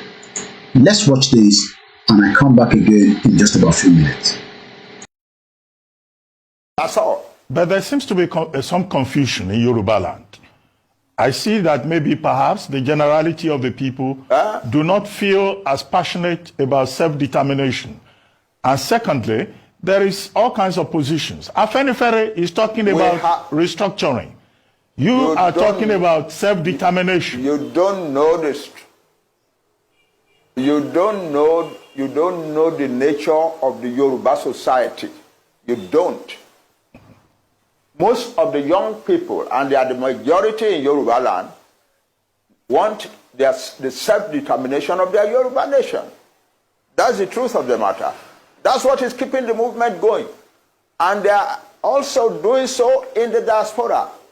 Yoruba young men and women all over the world want their own country, separate from Nigeria. You cannot deny that. No matter how much you want to pander to the government, you cannot deny that. But that's the truth. But anyway, the important thing, however, and I'm surprised that you are not talking about that, is that the Yoruba people who are fighting for self-determination are telling the world and telling themselves that they will do it only peacefully. We are Yoruba. We know our status in the world. We know our status in the black world. We do not want to destroy the peace of Nigeria, and we do not want to bring difficulty into the lives of any other group in Nigeria. But we want to get out of Nigeria. That's it. Well, Prof, you were a strong member. And you're not talking about that. You are asking me questions. You are asking me questions as if what Onitiri did has the support of the majority of Yoruba people who want self-determination. It is not true.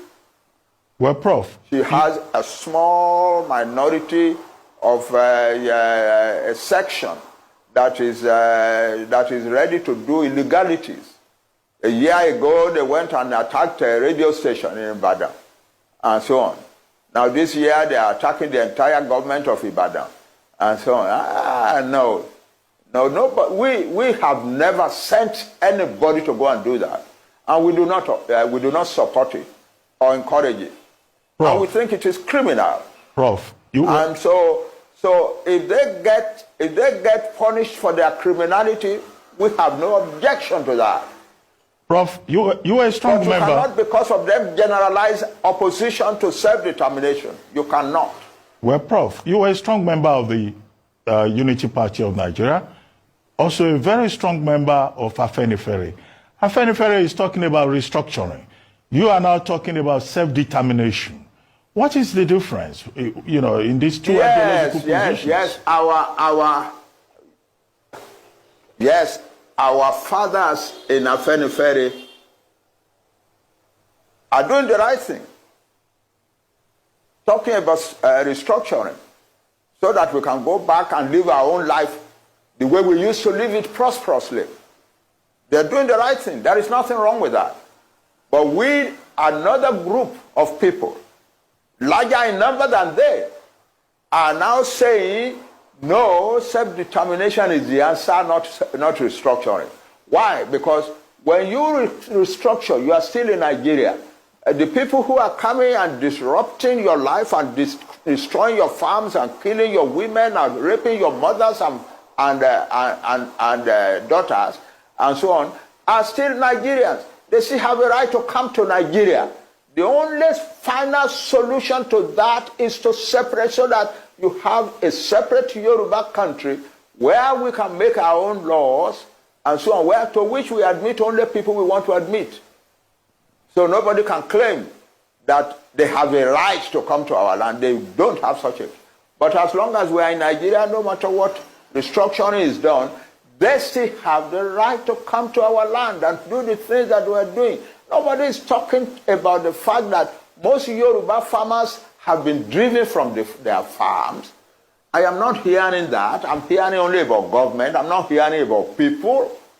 You are not talking about the fact that most Yoruba farmers have been driven from their farms and that the Yoruba nation is in danger of famine upon famine upon famine for years and years to come.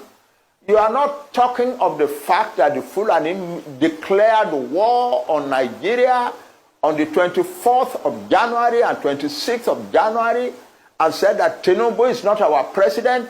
We are going to Aso Rock. We will take over the seat of government there, and we will use this place to organize the conquest of the rest of Nigeria. You're not talking about that. You are not talking of people who said no Fulani man must be arrested for the bomb in Ibadan. If you do, you will have bombs in every town in Yoruba in Nigeria. Nobody's talking about that. Nobody's talking about the sheer insult of living in a country where some people are treating the government like that. You are talking about Onitiri and so on. Why do our... Well, Prof, let me ask you this. Self-determination that you recommend. You are entitled to your opinion. You are entitled to your opinion, but what I'm saying is that your opinion rigorously avoids the truth. Rigorously. But Prof, avoids the truth. Nigeria, as Onigo Chiche told us in his research on ethnic nationalities in Nigeria, has over 300 ethnic nationalities. Will you recommend self-determination to all the other ethnic nationalities in Nigeria? For all these nationalities to break away? Those who want it, don't ask me a general question. I'm asking for self-determination for a nation, the Yoruba nation. There are about 60 million people in Nigeria. And their territory is large enough to be a large country. So that's what I'm talking about. Any other nationality in Nigeria that wants self-determination is free to ask for it. I cannot come and ask for self-determination for nations that are not mine. No. Well, Prof, as we have... Well, that is a leader that understands, the plight of the people. That is a leader that saw the vision that the Yoruba people should have no business in today's Nigeria. But argument táwọn tó support Nigeria and sọ fún wa ni pé it is fine to remain poor in Nigeria and try to fix it. There's nothing wrong to have a bad leader when you don't even need to be in that system where everybody is trying to cut themselves who becomes the leader through the fraudulent system that was set up in favor by the fraudulent 1914 amalgamation. Awolowo wanted the best. He knew that the British would not allow him to give us exactly what he wanted. He tried his best. It is entirely up to us, àwa ìran tá wà lẹ́nu, to make sure that whatever your hopes, because some of you that wants to come to UK, I've just proved to you that there's nothing bad in coming to UK, but UK also have its own issues. What we can be thinking of today, what we should be fighting for today, is what this man wanted us to fight for.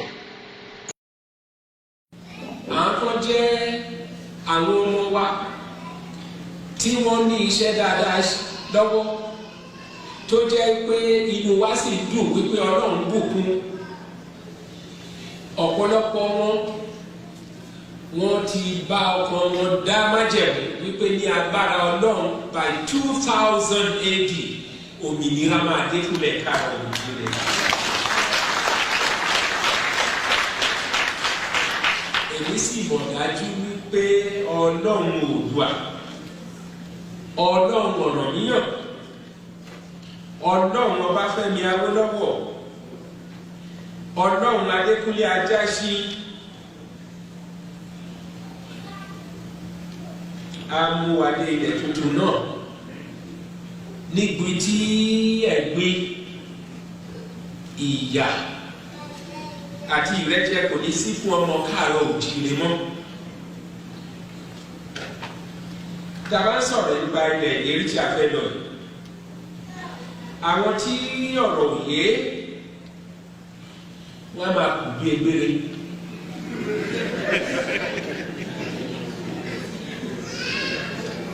Lójú àwọn egbére tí mò ń wí, ó dàbí ẹni pé ohun ẹ̀yẹ ni kí ènìyàn máa wà nínú ẹ̀gbin, nínú ìyà, nínú ìrẹ́jẹ. A bá sì fojú wo kì í ṣe àwa Yorùbá nìkan ni ìyà ń jẹ ní Nàìjíríà.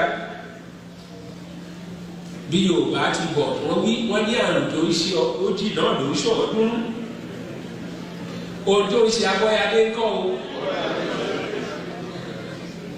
Ìyà tó ń jẹ Ṣógbẹ̀yìn l'Abẹ́òkúta ń kọ́. Òun náà ló ń jẹ Súlè ní Kòńtàgò.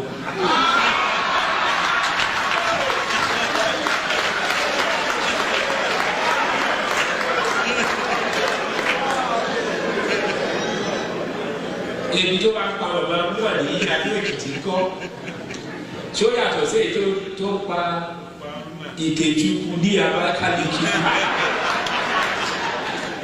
Nígbà tí mo sọ Ìkejùkù ní ìsìn wá rántí tí wọ́n láyé ló ń jẹ́ kí rántí o. Nígbà tí a wà ní Òbúgà ẹ̀yin náà àti gbọ́ olóyè Akíntọ́lá ló ń pè ọ́gà ní Òbúgà. Ó wá polongo ẹgbẹ́ NNDP lẹ́sà òkè ló ń bí ọjà wa ẹ̀kẹ́ tó bá ti kọjá ẹ̀sà wípé ẹ̀ lọ sókè lẹ́sì. Ilé àwọn Ìkejùkù ló.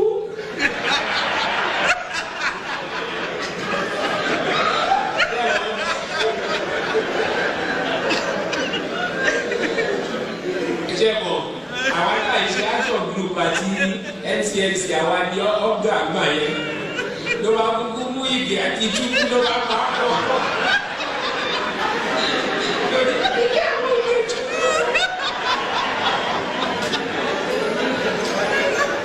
Mi mọ̀ bóyá Bọ́lájí wà ní tí Bọ́lájí bá wà ní kó gbọ́ ilé yìí o torí tó bá di ọ̀rẹ́ mi á sọ fún ẹ. Chief Akíntọ́lá ó lọ sí òde ló wá ní wọ́n máa sọ men of integrity bẹ́ẹ̀ làwọn kan wà ní tí wọ́n integrity o.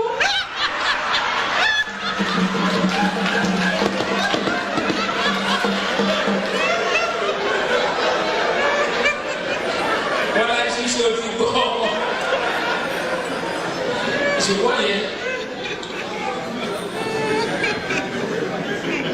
Àkúrẹ́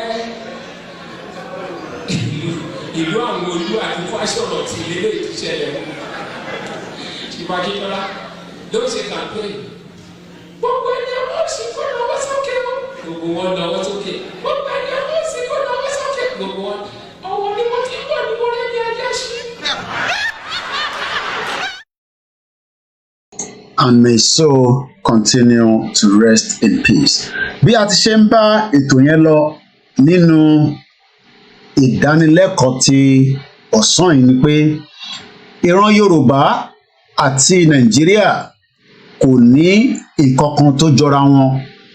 À ń sọ fún wa ní gbogbo ìgbà pé Nàìjíríà ó ń hold the destiny wa látara passport, látara interface sọ pé à ń identify ara wa as Nigerians, and the more tá bá identify ara wa as Nigerians ó máa ṣe àkóbá àti àdábá fún wa.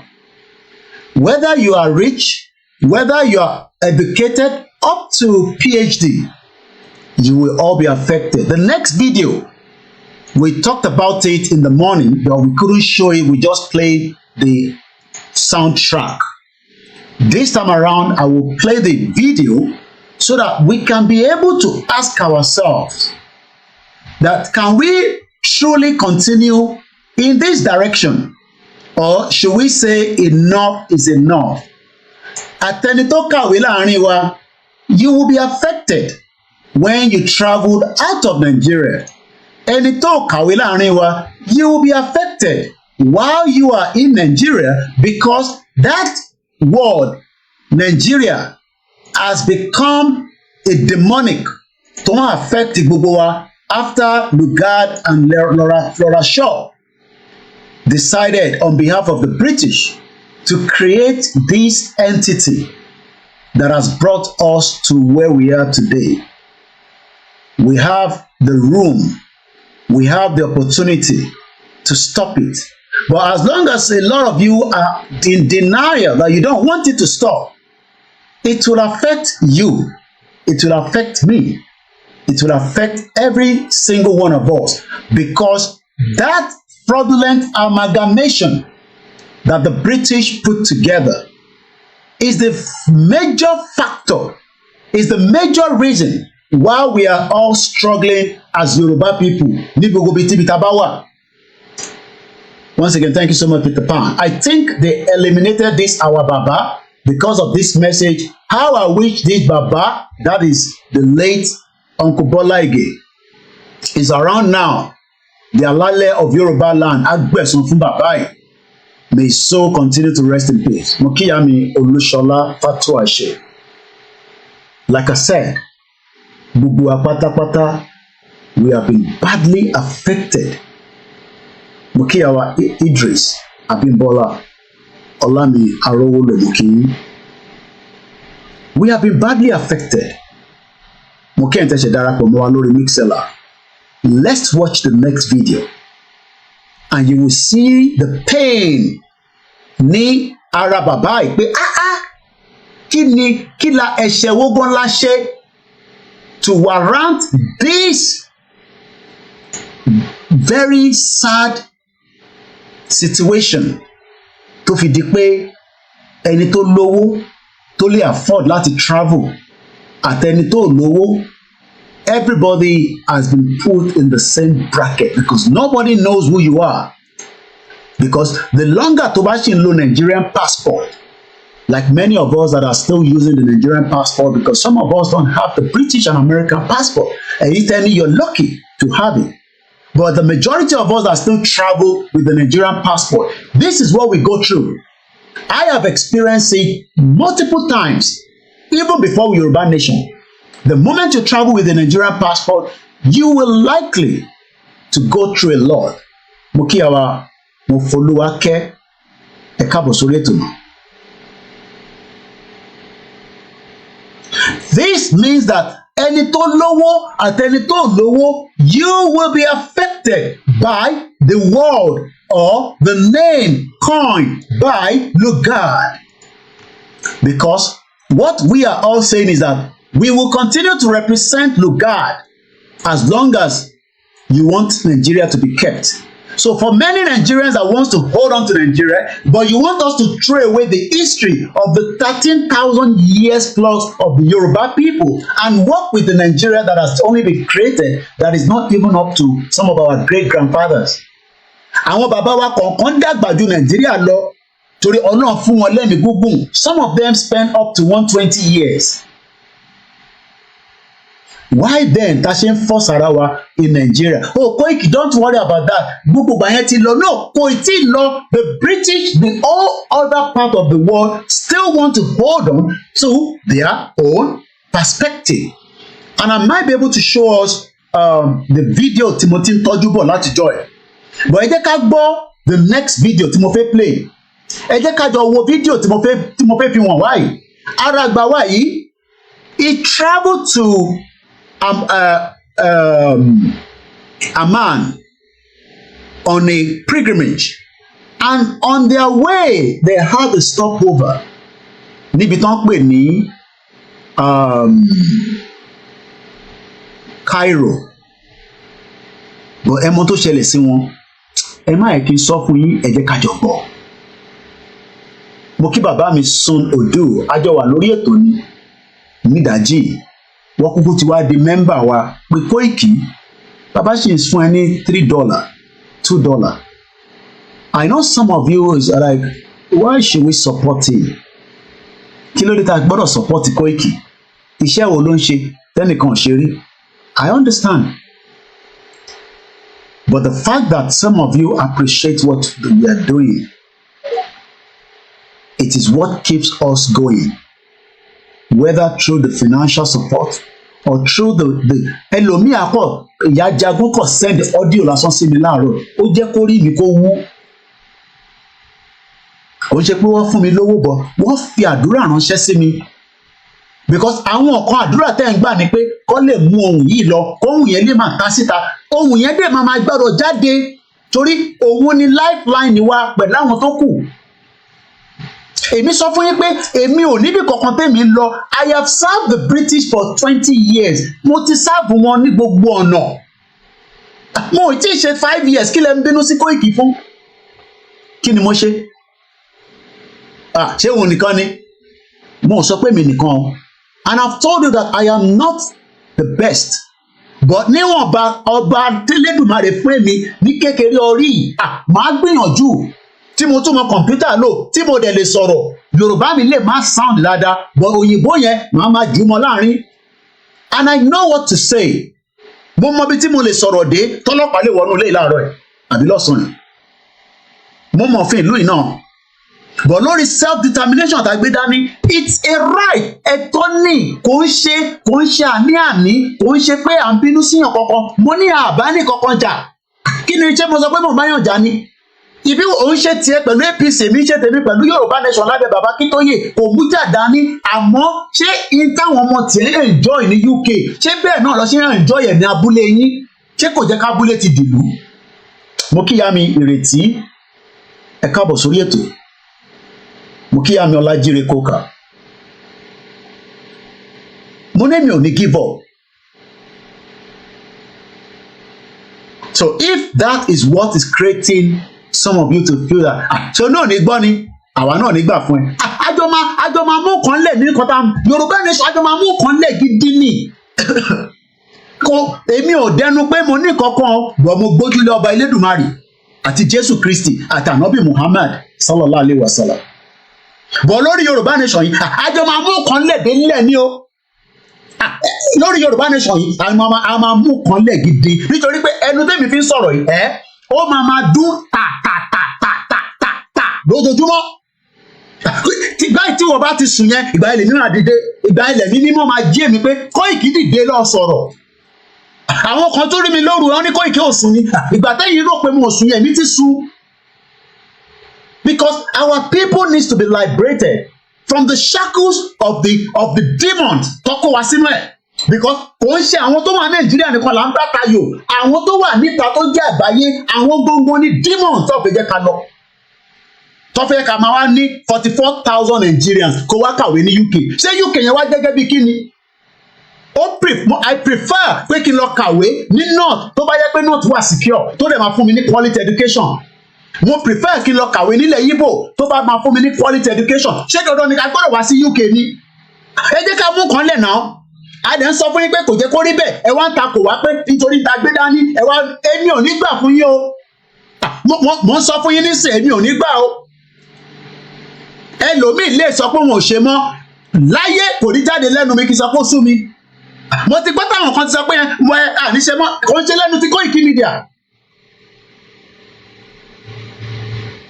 kí ni màá ná sú mi fún ibi ìbàdàn gangan ló ti sú mi ìwọ máa bọ̀ ó ti sú èmi I've lived there for enough time to have returned back home kí ló máa ṣe services fúnlẹ̀ ilẹ̀ Yorùbá not Nigeria ó pè mí kí n máa gbé nílẹ̀ Yorùbá kí n máa ṣe the listing tí mo mọ̀ pé màá ní fọkànbalẹ̀ bọ̀ ṣé mo lè wá sí máa gbé nísìn pẹ̀lú gbogbo ilé tá à ń ṣe níbí báyìí ṣé àwọn wọ́n ní humanity ní Nàìjíríà yẹn ṣé humanity wà Nàìjíríà kò sí humanity ní Nàìjíríà náà gbogbo wa lámọ̀ yẹn náà why are we living in denial ṣé humanity wà Nàìjíríà kò sí integrity kankan nínú Nàìjíríà corruption ló wà níbẹ̀ tó bá dẹ̀ sọ̀rọ̀ ọba kan ló ní kó àwọn tọ́ọ̀gì lọ na woman kan ó wà nínú right up táwọn ọmọ mi kan náà tó oyún bàjẹ́ nínú ẹ̀ ẹ wá nípa Ọlọ́run máa ṣàánú Nàìjíríà Ọlọ́run ò ní ṣàánú Nàìjíríà o lọ́rọ̀ táwọn bá lọ yìí Ọlọ́run ò ní ṣàánú Nàìjíríà gbọ́dọ̀ pín ni kò sí bá balẹ̀ ní tó lè sọ pé kò ní pín ó gbọ́dọ̀ pín ni báwo ni wọ́n ṣe máa nà lóyún tó ní jábọ́lá rẹ̀ ẹ wá ní kọ́lọ́run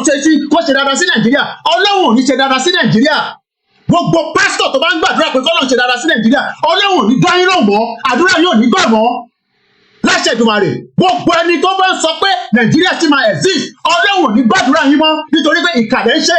How can 44,000 students kó wá láti Nàìjíríà kó wá máa náwó sí ìlú yìí kí ni ìlú yìí ní tí táwọn ní. Wọ́n ti ní kí n máa bú yín mọ́ wọn ní kí n máa gbóhùn sókè torí ó yẹ kí n máa fi èpè lé yín lórí ni. Evil people, evil ni gbogbo yín, ìkà ni yín.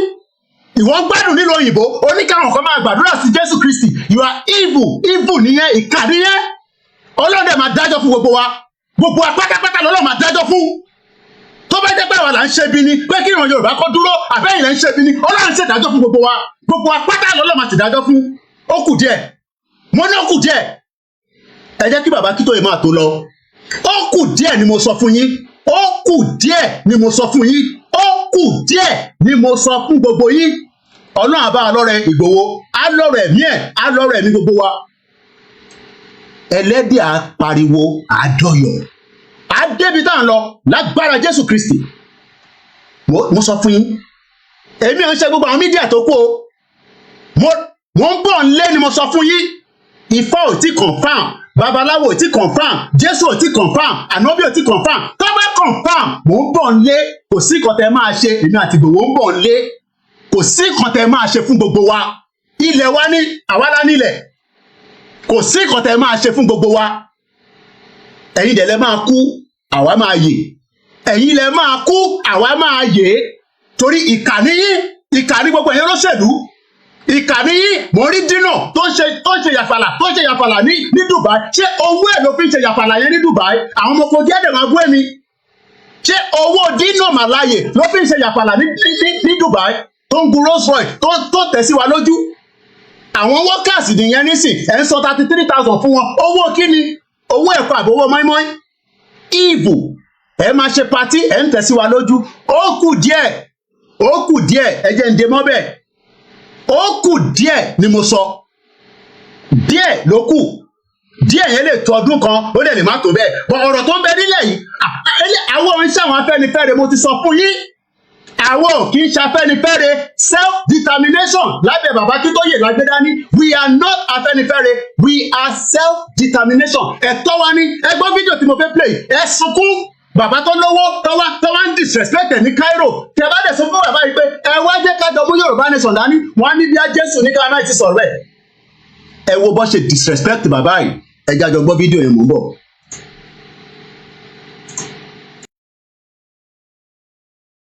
If you are a traveler who carries a Nigerian passport, or if you have someone close to you who travels with a Nigerian passport, I had a very traumatic experience at Cairo International Airport recently on April 30, 2024, and I need to share this with you. I'm Reverend Dr. Israel Christileri, the senior pastor of Shepherd Baptist Church, Obanikoro, Lagos, Nigeria, the CEO of Oasis of Faith Intercontinental Limited, that is a private Christian pilgrimage company, and the president of Christian Tourism Practitioners Association of Nigeria. I left Lagos for Amman through Egypt Airlines with a group of 28 pilgrims, and we had a stopover for 4 hours in Cairo before we boarded the second leg from Cairo to Amman. I took all my pilgrims to our connecting gate, H2, around 9 p.m. And having said to 26 of them there, myself and another woman who were on the trip, who were flying business class, left for the business class lounge. We were in that lounge until 1 hour before our next flight. When I told her to let us go back to the gate, since I saw the notification that the gate of our connecting flight was open. When we arrived, I saw the pilgrims seated and not going through the gate security checks. I asked them why, and they replied that they tried to, but were asked to go back and sit down and allow others to go through the check first. I then went to the counter and asked a young man I saw there if they were not attending to Amman passengers yet, and he confirmed that they were already doing that. So I told all the pilgrims to rise up and let us go through the gate formalities to board our next flight. As we lined up to go through the formalities, I saw some policemen and some airport staff discussing, talking together. I wonder what they were talking about. And Initially, I thought it was about our documentation or visas that they wanted to confirm.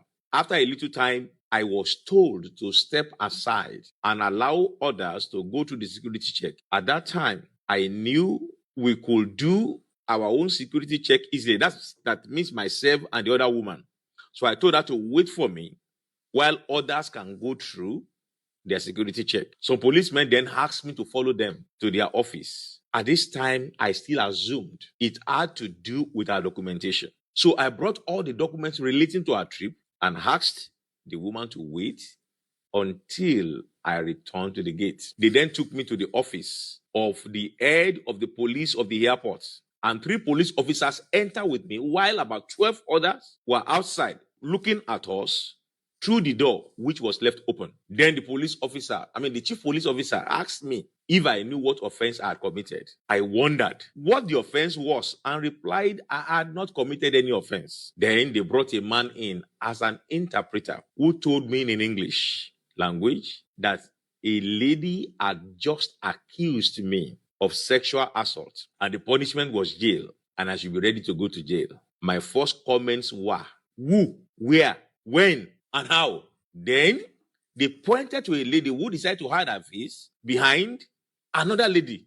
When I tried to look at her direction, I told the interpreter I had never seen the lady talk less of talking with her. The police chief then said, in our country, we believe the word of any woman as true. And that means with or without evidence, you are guilty. He then said there was a video evidence. When I heard that there was a video evidence, I was relieved and I requested for the video evidence. The letter said there was no need for video evidence because it will make me miss my flight unless I agreed to their offered solution. I made it clear that if they had any video evidence, they would not find me there. For I had been at the business class lounge for 3 hours and I had an alibi among my pilgrims who was there with me in the lounge till we left for the gate. Then they said there was a witness, and immediately a young man came forward who stated that he was a witness to the assault. I asked him where and when, but there was no answer. The police chief then said that since there was a witness, I could only go if I accepted the solution he would offer. I asked what was the solution. He then said, I must apologize to the lady in a way that she will accept. I then asked, how do I apologize for what I had not done? He insisted that if I did not apologize, I shall be charged to court. I then tried to look in the direction of the lady, who was still hiding her face behind another lady, and said, lady, I have never met you. I have no idea of what you are talking about, but possibly someone else has attacked you and you mistook me for the person. Nevertheless, sorry to you if you're offended. Anyway, but let it be known that I have no idea of what you are saying. The police chief then turned to a man who was said to be her boss if my apology was accepted, and he said it was okay. The police chief then said I should follow him to another office and leave my hand luggage behind. I objected to that idea by saying I cannot leave my bag behind because the rule of every airport is that passengers must always be with their luggage. I cannot leave my luggage behind. And at this time, I began to discern that they were up to something.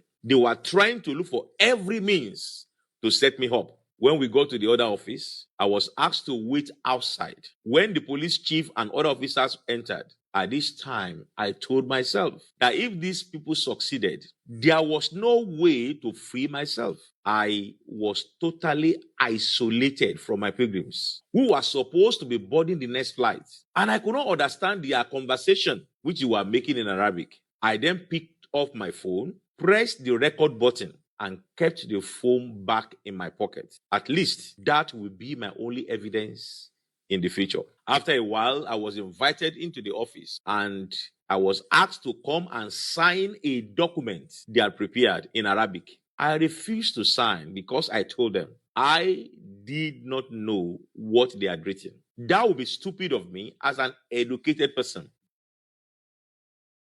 That would be stupid of him as an educated person. Sherry ọ̀rọ̀ Nàìjíríà yìí, it will have big impact on the lives of èmi, ẹ̀yin. Ẹ máa sọ pé kí ló ń mú ilé tó ń ṣe báyìí. Ṣẹ̀gbọ́n tí bàbá yìí sọ. Ẹ máa sọ pé ọ̀rọ̀ Yorùbá nation náà ló mú ẹ nígbà yà báyìí. Ẹ̀gbọ́n tí bàbá yìí sọ pé òun tóun ní PhD, òun á wá tọwọ́ bọ in tóun ò lè understand in tẹkọ sínú pépà. Kò ṣe pé bàbá yìí kò lówó lọ́wọ́, owó ẹ̀ nísìnyí ó tún wá ń fún ní problem nígbà tó dé Cairo látara pé wọ́n níyàn kan fẹ̀sùn kàn. Mo kí ìyàwó Adiat Ọ̀dẹ́wálé ní gbogbo ìlú Àjà. Ẹ káàbọ̀ sórí ètò wa, ìyàwó Àjọkẹ́ Tómísìn. Mo kí gbogbo èèyàn wa. You can see the pain. Ẹ rò pé mi nìkan ni mò ń ní pain. Bàbá yìí ní pain jù èmi lọ nísìn. Látara pé ó travel, wọ́n wá fi ẹ̀sùn kàn, wọ́n wá ní kó tọwọ́ bọ̀wé after he has apologized. When we are here tá à ń sọ̀rọ̀, it's good that pé bàbá yìí ló ṣe fídíò fún rẹ̀. Kò sẹ́ni kankan tó kúkú lọ bá pé kí ló ṣẹlẹ̀. He wanted me and you láti lè ní experience. I don't hope and I don't think that he would ever travel that airline anymore because that airline is no longer worth traveling with. Don't pè ní Egypt Air. Ẹ kàn imagine tó bá jẹ́ pé this man is traveling on his own.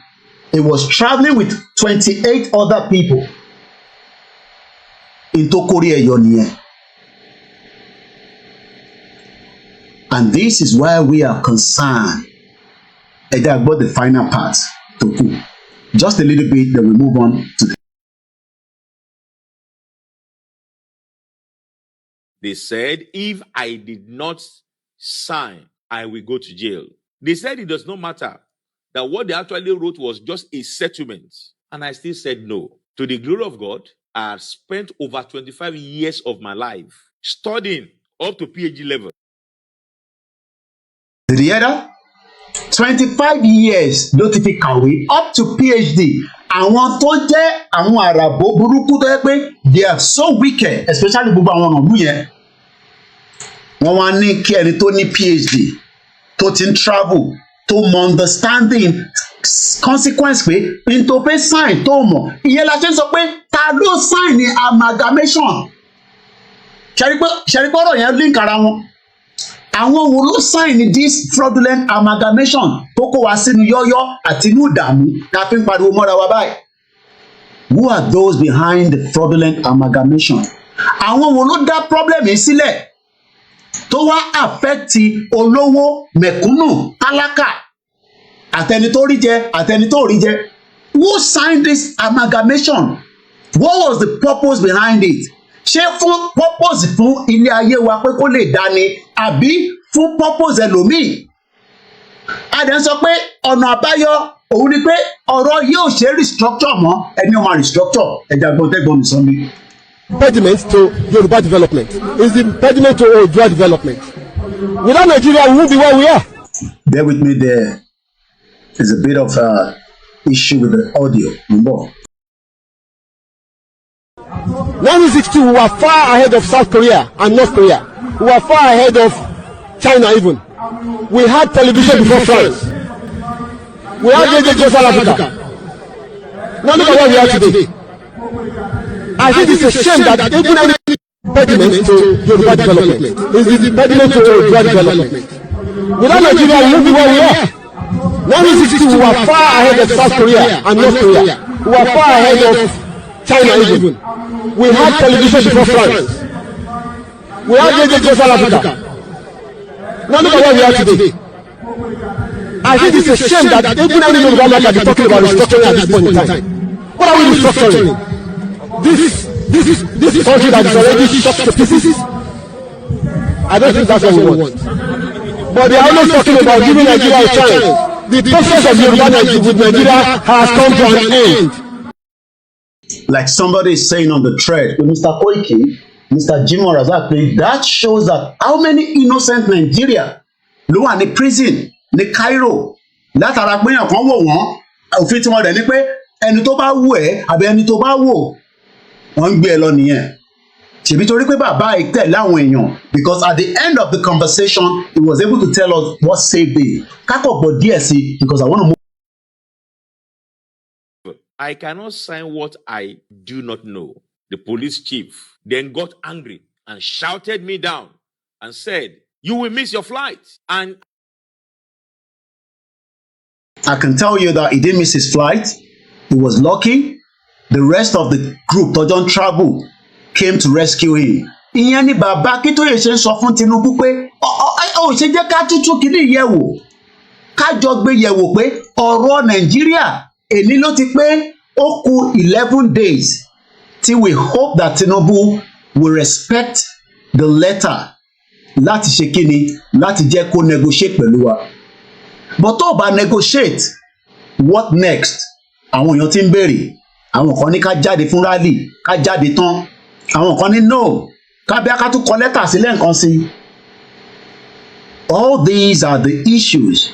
Tẹ́yìn kan bá wá ní British passport táwa kan ò ní.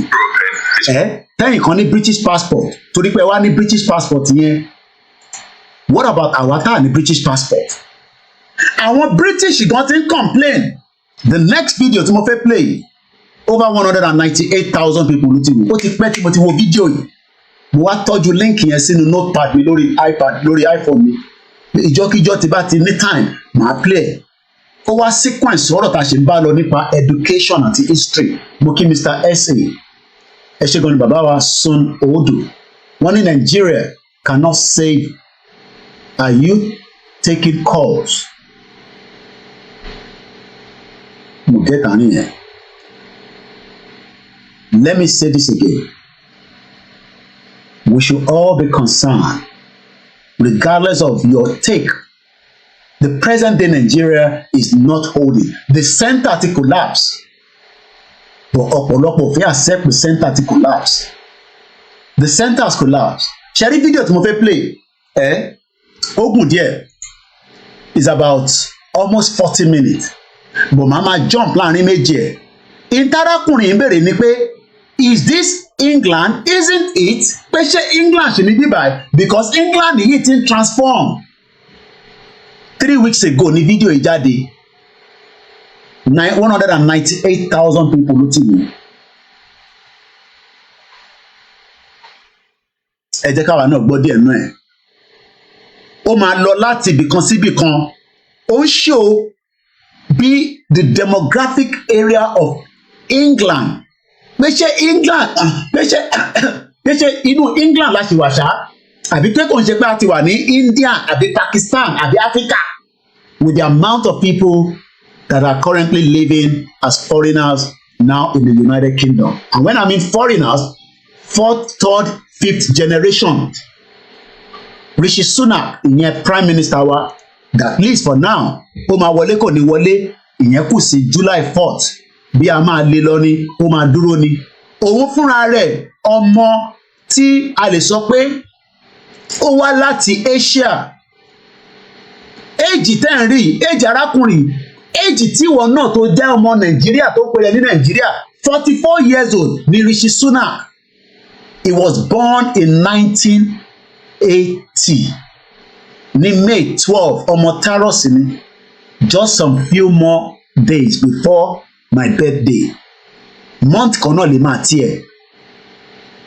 Tá bá wò lọ wò bọ̀ lémi lóòótọ́ ó jù mí lọ lórí Prime Minister tó jẹ́ bọ̀ lọ́jọ́ orí mo jù lọ. Bẹ́ẹ̀ni lọ́jọ́ orí mo jù lọ. Bọ̀ ní ìwọ nísìnyí o tí accept pé Koiki náà lè sọ̀rọ̀ on behalf of Ìgbòho àti Bàbá Akíntóyè láti polongo Yorùbá nation. Òun dúró kí eléyìí kó wá ṣàlàyé fún ẹ bí eléyìí ti Dàpọ̀ Abíọ́dún táwọn kánsẹ́lọ̀ tọ́lọ́ ń dọ̀bálẹ̀ fún. Ṣérú ayé bẹ́ẹ̀ lẹ́fẹ́ ká máa tẹ̀lé irú life yẹn lẹ́fẹ́ ká máa gbé. Rishi Sunak tí mò ń pè lórúkọ yìí nísìn mo jù lọ lọ́jọ́ orí bọ̀ ní position as a Prime Minister tó di gbogbo UK mú ó jù mí lọ. Ó gbọ́ mi yé ìwọ náà how old are you? Tàbá wá sọ pé a fẹ́ gba Yorùbá nation mo kí bàbá mi Adéníyì Adéjùbírè ẹlòmíràn máa bẹ̀rẹ̀ pé ta ló máa jẹ Prime Minister ṣé ìwọ ò lè jẹ́ ni? mo kí àwa Adéníkẹ́ Ìdòwú, mo kí àwa Adéjọkẹ́ Jíbódù, grandma Awóníyẹ ṣẹ́gun ní kábọ̀. Ẹlòmíà tún máa béèrè pé Kóìkì ta ló máa ṣe prime minister wa àbí president abádébi tá a lọ àti pé ṣé a lè gbà yín gbọ́ ṣá. But eléyà á máa dictate fún Nàìjíríà nísìnyí ó dẹ̀ lè gbà gbọ́. Ta ló sọ fún ẹ pé gbogbo ohun tí Rishi Sunak kì í ṣe ló favour gbogbo àwọn táwa níbí báyìí? Ó nítorí pé òun ò tẹ̀ ń ṣe òyìnbó. Èèyàn bíi tiwa náà lòun náà. Ọmọ is the first British Asian prime minister. Ó ti ṣe cabinet opposition rí, kódà ó ti ṣe chancellor rí. Ó lóun ò ní owó gbàgbọ́ fún Boris Johnson. Òun ló kọ́kọ́ kó bá Boris Johnson. Àwọn náà máa ń jẹra wọn lẹ́sẹ̀ ni. Ó ní òun ò support Boris Johnson mú. Ó kàwé dáadáa, Stanford Graduate School of Business. Ó ní owó burúkú bí ṣẹ̀pẹ̀rẹ̀ bó ṣe wà yìí. Owó olówó burúkú ni òun àtìyàwó ẹ̀. Bọ̀ lẹ́ni nísìn ọmọ Yorùbá tó jẹ́ 44 years old, ọmọ Yorùbá tó bí ní 1980, ó sì tún sọ pé Nàìjíríà máa dáa. Kábíyèsí Elédùmarè Ọlọ́run. How do we explain this tó máa yé wa dáadáa, tó máa yé mi, tó máa yé wọ? Báwo mo ṣe lè ṣàlàyé fún yín? Mo kí ẹ just reason. Ọ̀nà wo mo tún lè fi gbà láti fi explain fún yín pé Rishi Sunak tẹ́ ń rí, he was born ní 12th of May 1980. Ọmọ 44 years old ń bẹ nílẹ̀ Yorùbá lẹ́ni kò tí ì ní future. Ó wá ń sọ fún mi pé Kóìkì future pọ̀ nílẹ̀ Yorùbá ní Nàìjíríà rádà. Ṣẹ́rí gbọ́dọ̀ yẹn kò wá dọ̀. Ṣẹ́rí pé ọ̀rọ̀ yẹn máa ń dùn àwa jura wa lọ. Bó ṣe ń dùn èmi lèmi ṣe ń sọ síta. Pé ọmọ 44 lélẹ̀ ṣèbí torí pé ó ní background tó dáa, ó ní opportunity, bó bá tẹ̀ bíyàn bá tẹ̀ brilliant. Àìmọye àwọn tó brilliant nílẹ̀ Yorùbá wọ ọ̀rẹ́ nípa àwọn wọn sókè. Àìmọye àwọn tó jẹ́ brilliant nílẹ̀ Yorùbá tó lè jẹ̀ṣẹ́ kò ní láti lọ sí school. Boxer ni máa jẹ̀ṣẹ́, ẹlòmíì lè sáré, ẹlòmíì lè gbá bọ́ọ̀lù, ẹlòmíì lè ṣe basketball, ẹlòmíì lè swim, ẹlòmíì lè ṣe taekwondo. Oríṣiríṣi sport tó ń bẹ lágbàáyé. Àwa wà nínú ìlú kan, ó wá lọ́ọ̀kì gbogbo potential wa, ó wá ní owó ògo, ó ò lè rí ògo yẹn lò nínú Nàìjíríà, ó ò lè rí ògo yẹn lò, irọ́ ló pa. We are all living in denial. Onírọ́ ni gbogbo wa. Máa sọ fáwọn èèyàn pé Nàìjíríà máa dá, irọ́ ló ń pa. Especially ìtẹ̀ wà nílùú òyìnbó. Nàìjíríà máa dá láti ìgbà tí Tinubu ti débẹ̀. Ẹ padà sílé náà, ẹ lọ máa gbé ní Nàìjíríà. Ṣèbígbà tí Tinubu wá, Ọ̀yọ́ máa ń dé, Bọ́lá Ọ̀yọ́ máa ń dé. Ẹ padà sí Nàìjíríà, ẹ lọ máa gbé pẹ̀lú àwọn tó wà níbẹ̀. Tẹ́ máa face inflation, tẹ́ máa face food shortages. Ẹ yé live in denial, ẹ padà lọ sílé. Ẹ ní padà. Ẹ sọ fún èmi náà pé èmi náà padà, èmi ò níbi Bọ́lá Tinubu. Ok, màá share speech bàbá yẹn. Wọ́n ní kí n share. Ẹ̀yin ọmọ Yorùbá, á bára wa jà. Àgbọ́yé kò yé wa ni. Kóìkì bí wọn náà ṣe ń sọ yẹn wàá máa farabalẹ̀ ní. Bó ṣe ń sọ yẹn ni kò ti yé wa. Ó ti wá ń yé wa nísìnyí pé òun ṣe pé òun bá Bọ́lá Tinubu jà. Òun ṣe pé òun nífẹ̀ẹ́. Àmọ́ kò yé wa ni. Ṣé rò pé Bọ́lá Tinubu ní kankan láti offer ni? He has nothing to offer. Bọ́lá Ahmed Tinubu ò ní anything láti offer. Irọ́ ló ń bẹ níbẹ̀. Kò sí iota of truth.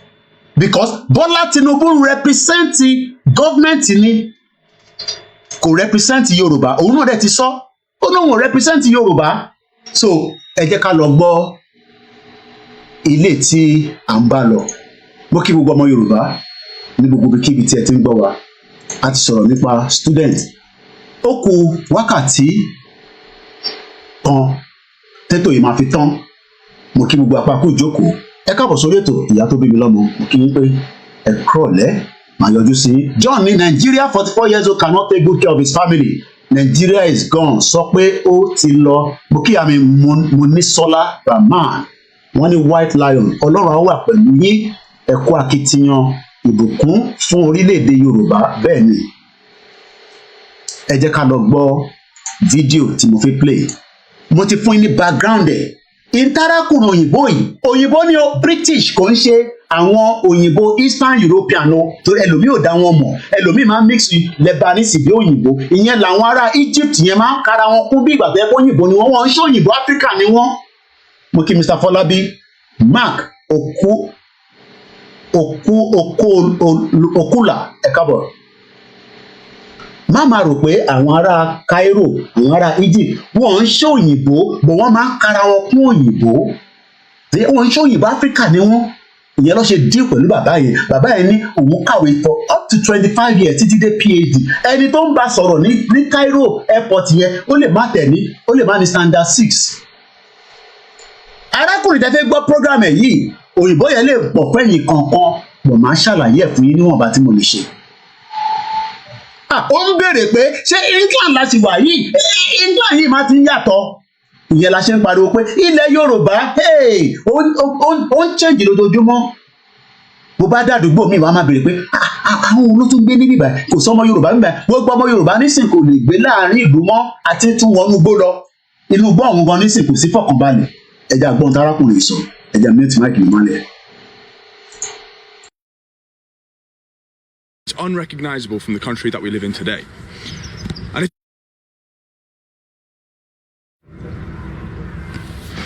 so I'm not sure if you've noticed, but England and Englishness is changing, and extremely quickly. Travelling from one city to another. Mo máa pọ́sẹ̀ láàrin méjì náà. Ó ní England yìí máa ti ń change.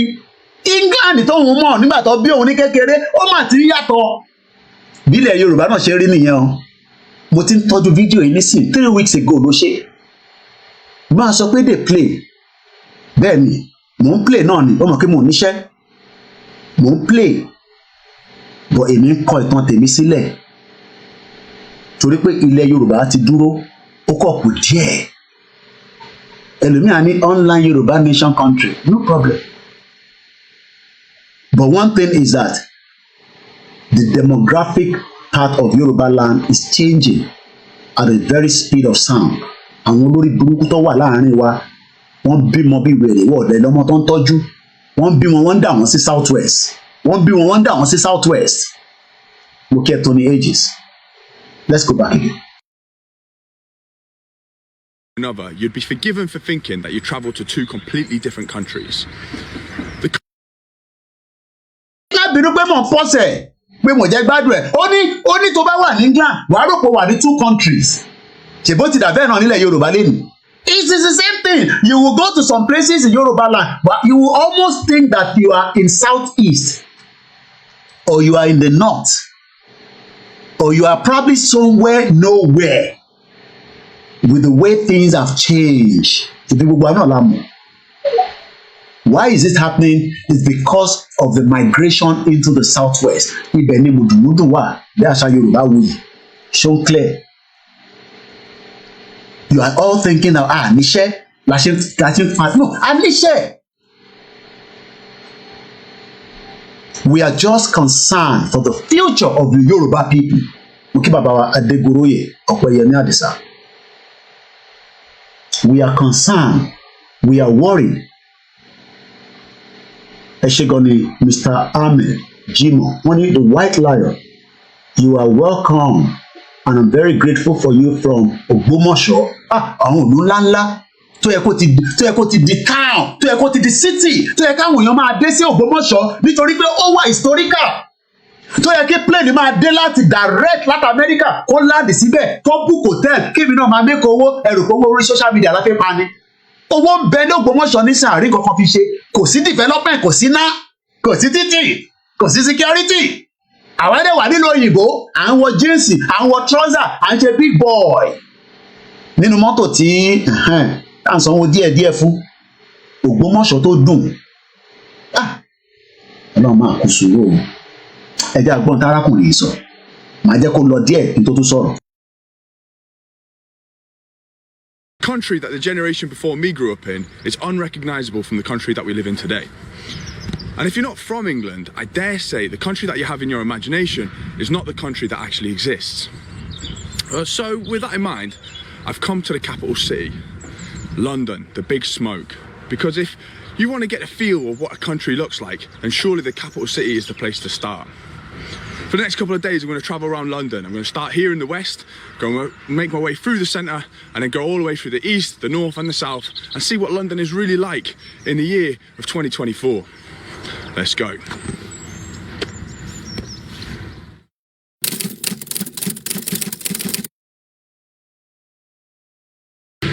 Building your online business?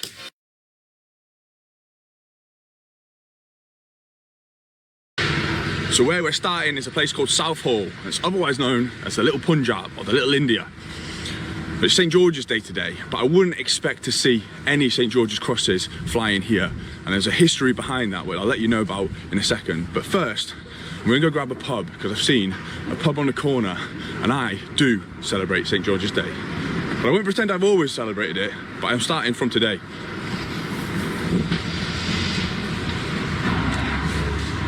How you doing, mate? All right. Good. I'll have a pint of Foster's, please. Lots of pubs closed now. Many closed. Everything increasing, electricity, gas, everything increasing.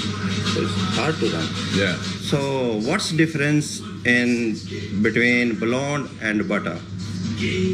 No, not sure. Actually, butter hard to separate.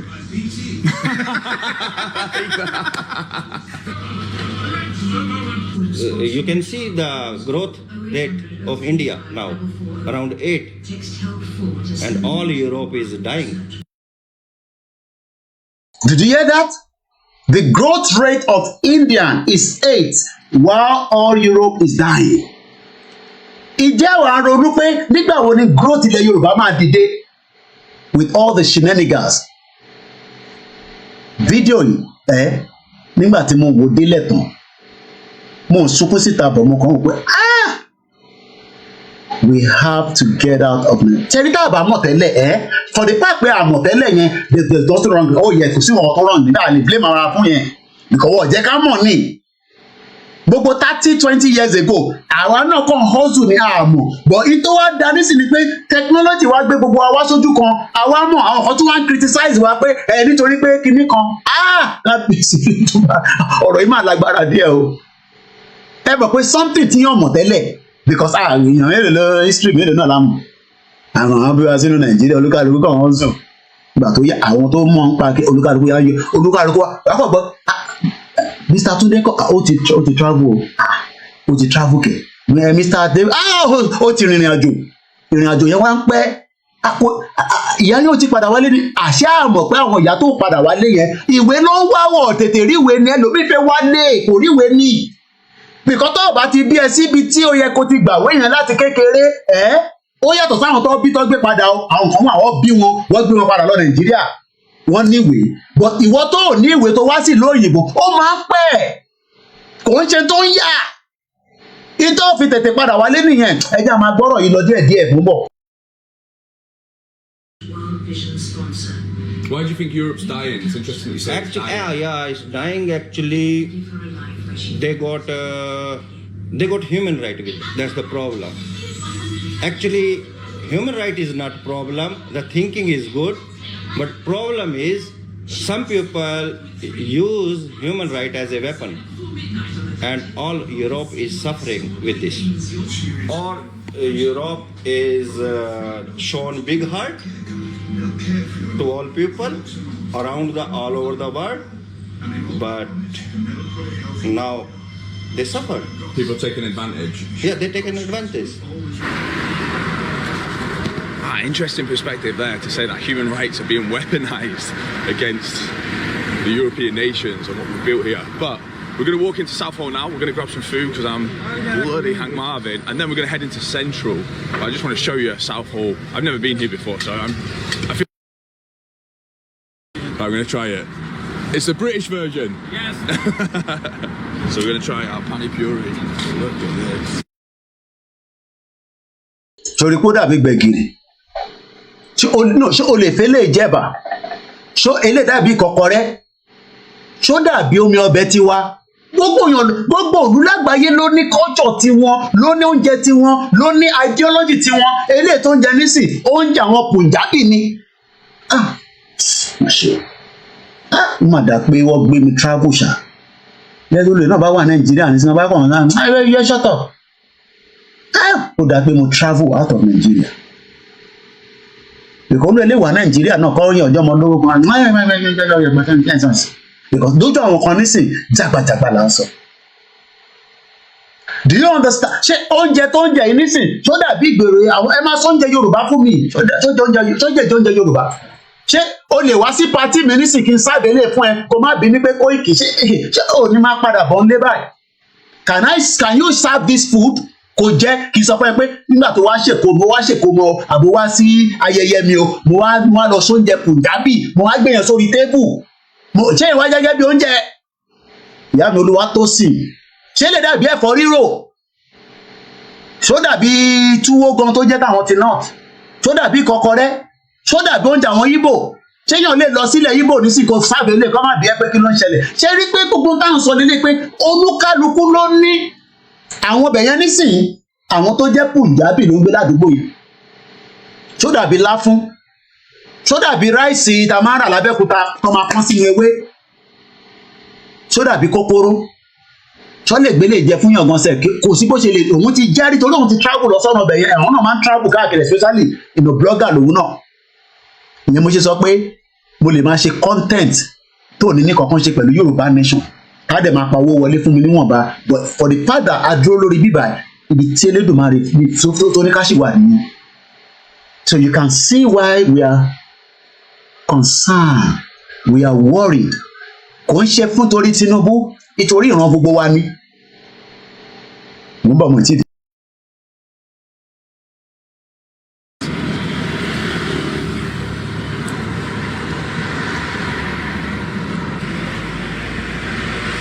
Holy shit.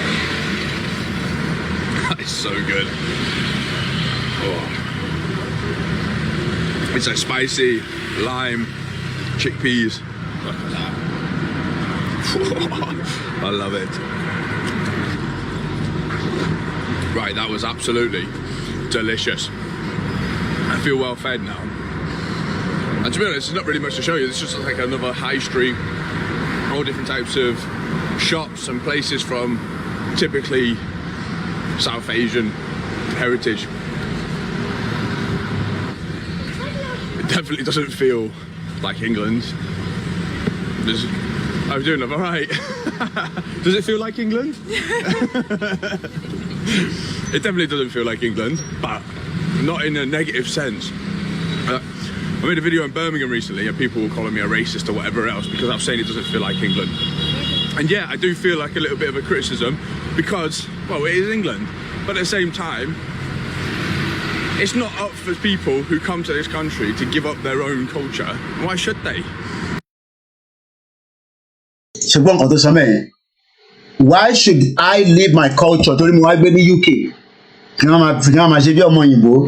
What's going on, man? Everything all right? Yes, you can integrate, but you cannot leave your culture. Ẹ wá expect pé àwọn ọmọ Igbo tó fẹ́ wá gbé nílẹ̀ Yorùbá wá ju culture wọn nù torí pé wọ́n fẹ́ wá gbé nílẹ̀ Yorùbá. No, bó ṣe ń ṣe lọ́dọ̀ tiwọn ló ṣe máa ṣe lọ́dọ̀ tiwa. Ó dẹ̀ máa ní àwa lára bí àwọn Fúlàní ṣe ń ṣe lọ́dọ̀ tiwọn tó ń ṣe bí animals. Ṣé o gbọ́ nǹkan tó ń sọ? Oh my God. We are just about 32 minutes. Kétò ìkó parí. Agbára Ọlọ́run. Ṣé ń fẹ́ mi bá lọ? Mo kàn mọ̀ máa ṣe àyàn gbé fún ẹ̀ torí òyìnbó tó ń sọ yẹn ìgbà tèmi náà kọ́kọ́ dé kò mú gbogbo tó ń sọ fún mi lẹ́pọ̀ mo kàn ń sọ pé yes yẹ àti tó yẹ kí n sọ pé no. Á máa dàbí pọ́n fi mú sọ̀rọ̀ ni kò ní gbọ́n tó ń sọ dáadáa. Ìgbà tèmi tẹ̀ tó wá lọ dé ọwọ́ àwọn Jamaica mo lọ dé sí lọ́wọ́ àwọn bíi patois àwọn òyìnbó àwọn yẹn ó tún yàtọ̀. Mo ní ọmọ orí tó ń sọ yèmí ògbọ́n tó ń sọ ó jẹ́ gbọ́n tèmi sọ àwọn ọ̀gbọ́ proper English bí àwa patois làwọn máa ń sọ. Ìjà yẹn wọ̀ rẹpẹtẹ láàrin ìmọ̀ àti ìdájọ́ wa ń jọ́nà lọ. Because n tó ń sọ kò yé mi ọdẹ fún abẹ́yẹsì papọ̀ kájọ máa ṣiṣẹ́. Ní tó ń sọ èmi kò yé mi ní tí wọn náà sọ kò yéra wa ó yá push pull. Bọ́ǹbù clap náà bọ́ǹbù clap nǹkan tó bá jẹ́ kò ní da fún ìyá ìtiwọ́ náà àjẹpá máa ń búra wa ni. Nígbà tá a gbọ́n kọ̀ọ̀kan lájọ́ bára wa sọ. Ẹ̀gbọ́n tó sọ mẹ́rin. So you expect because people have left Asian to come and live here, they will leave their culture. Ẹja máa bá lọ mú bọ̀. I'm personally a nationalist. Let's say a nationalist. Ṣẹ̀gbọ́n tó sọ bẹ́ẹ̀ yẹn, ta ló gbọ́n tó sọ níbẹ̀ yẹn bá mi kọ́mẹ̀ntì náà àwọn èèyàn kọ́mẹ̀ntì àwọn ẹ̀jẹ̀ kan máa lọ. Kí ló sọ níbẹ̀ yẹn? kí n tó pause kí ló sọ ẹ bá mi kọ sínú comment section mo fẹ́ mọ̀ kí n tó define ẹ̀ kí ló sọ lẹ́ẹ̀kan tẹ bá ń fi ẹ̀mí bá lọ òṣìṣẹ́ ìtẹ́wà lẹ́nu iṣẹ́ o kí ló sọ níbẹ̀ yẹn nísìn kí ló sọ èdè wo ló pè jáde.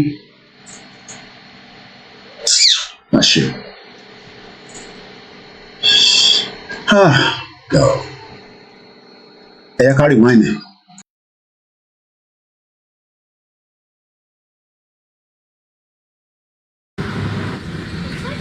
Definitely doesn't feel like England. I'm doing it all right. Does it feel like England? It definitely doesn't feel like England, but not in a negative sense. I made a video in Birmingham recently and people were calling me a racist or whatever else because I'm saying it doesn't feel like England.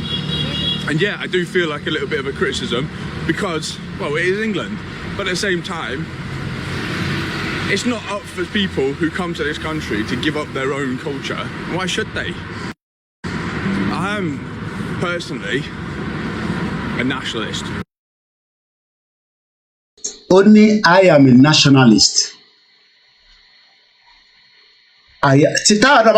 We are proud nationalists. How can I mean by that? Ọmọ Nàìjíríà ní ẹjọ́ kó bó ṣe ń ṣe lọ ṣé torí o ti dóńdó òyìnbó bla bla bla blo blo blo. Bàbá mi soon odu wọ́n ní yes. Only I am a proud nationalist. Ọgbọ́n mi ràn wá gbọ́ láwọn ọba àtàwọn náà wà lórí ètò. Wọ́n ní Koikimi náà gbọ́n tó sọ o. I am a proud nationalist. Ṣé rí fídíò yìí tó ń ṣe yìí máa fẹ́ kẹ́ lọ tún wò létà. Ẹ mọ̀ pé mi kàn kọ́ tẹ̀ mo ń try láti ṣe àlàyé lé lórí ni. Tọ́pìkì tó béèrè ni pé ṣé England ṣì ní bíbá iṣá àbí ó ti yàtọ̀ torí ó dàbí ìlú méjì kódà ó fẹ́ dàbí ìlú mẹ́fà. There's nothing wrong in living with different people but ẹ gbọ́dọ̀ respect ẹ̀yin tẹ́jọ́ mọ nílùú. Ìyá ẹ̀gbọ́n mi Sheriff Alabi ni I'm personally a nationalist. Tó bá sọ bẹ́ẹ̀ ní sọ hey you're a Nigerian. Yeah, in Nigerian. Yeah, in Nigerian. Stop shouting.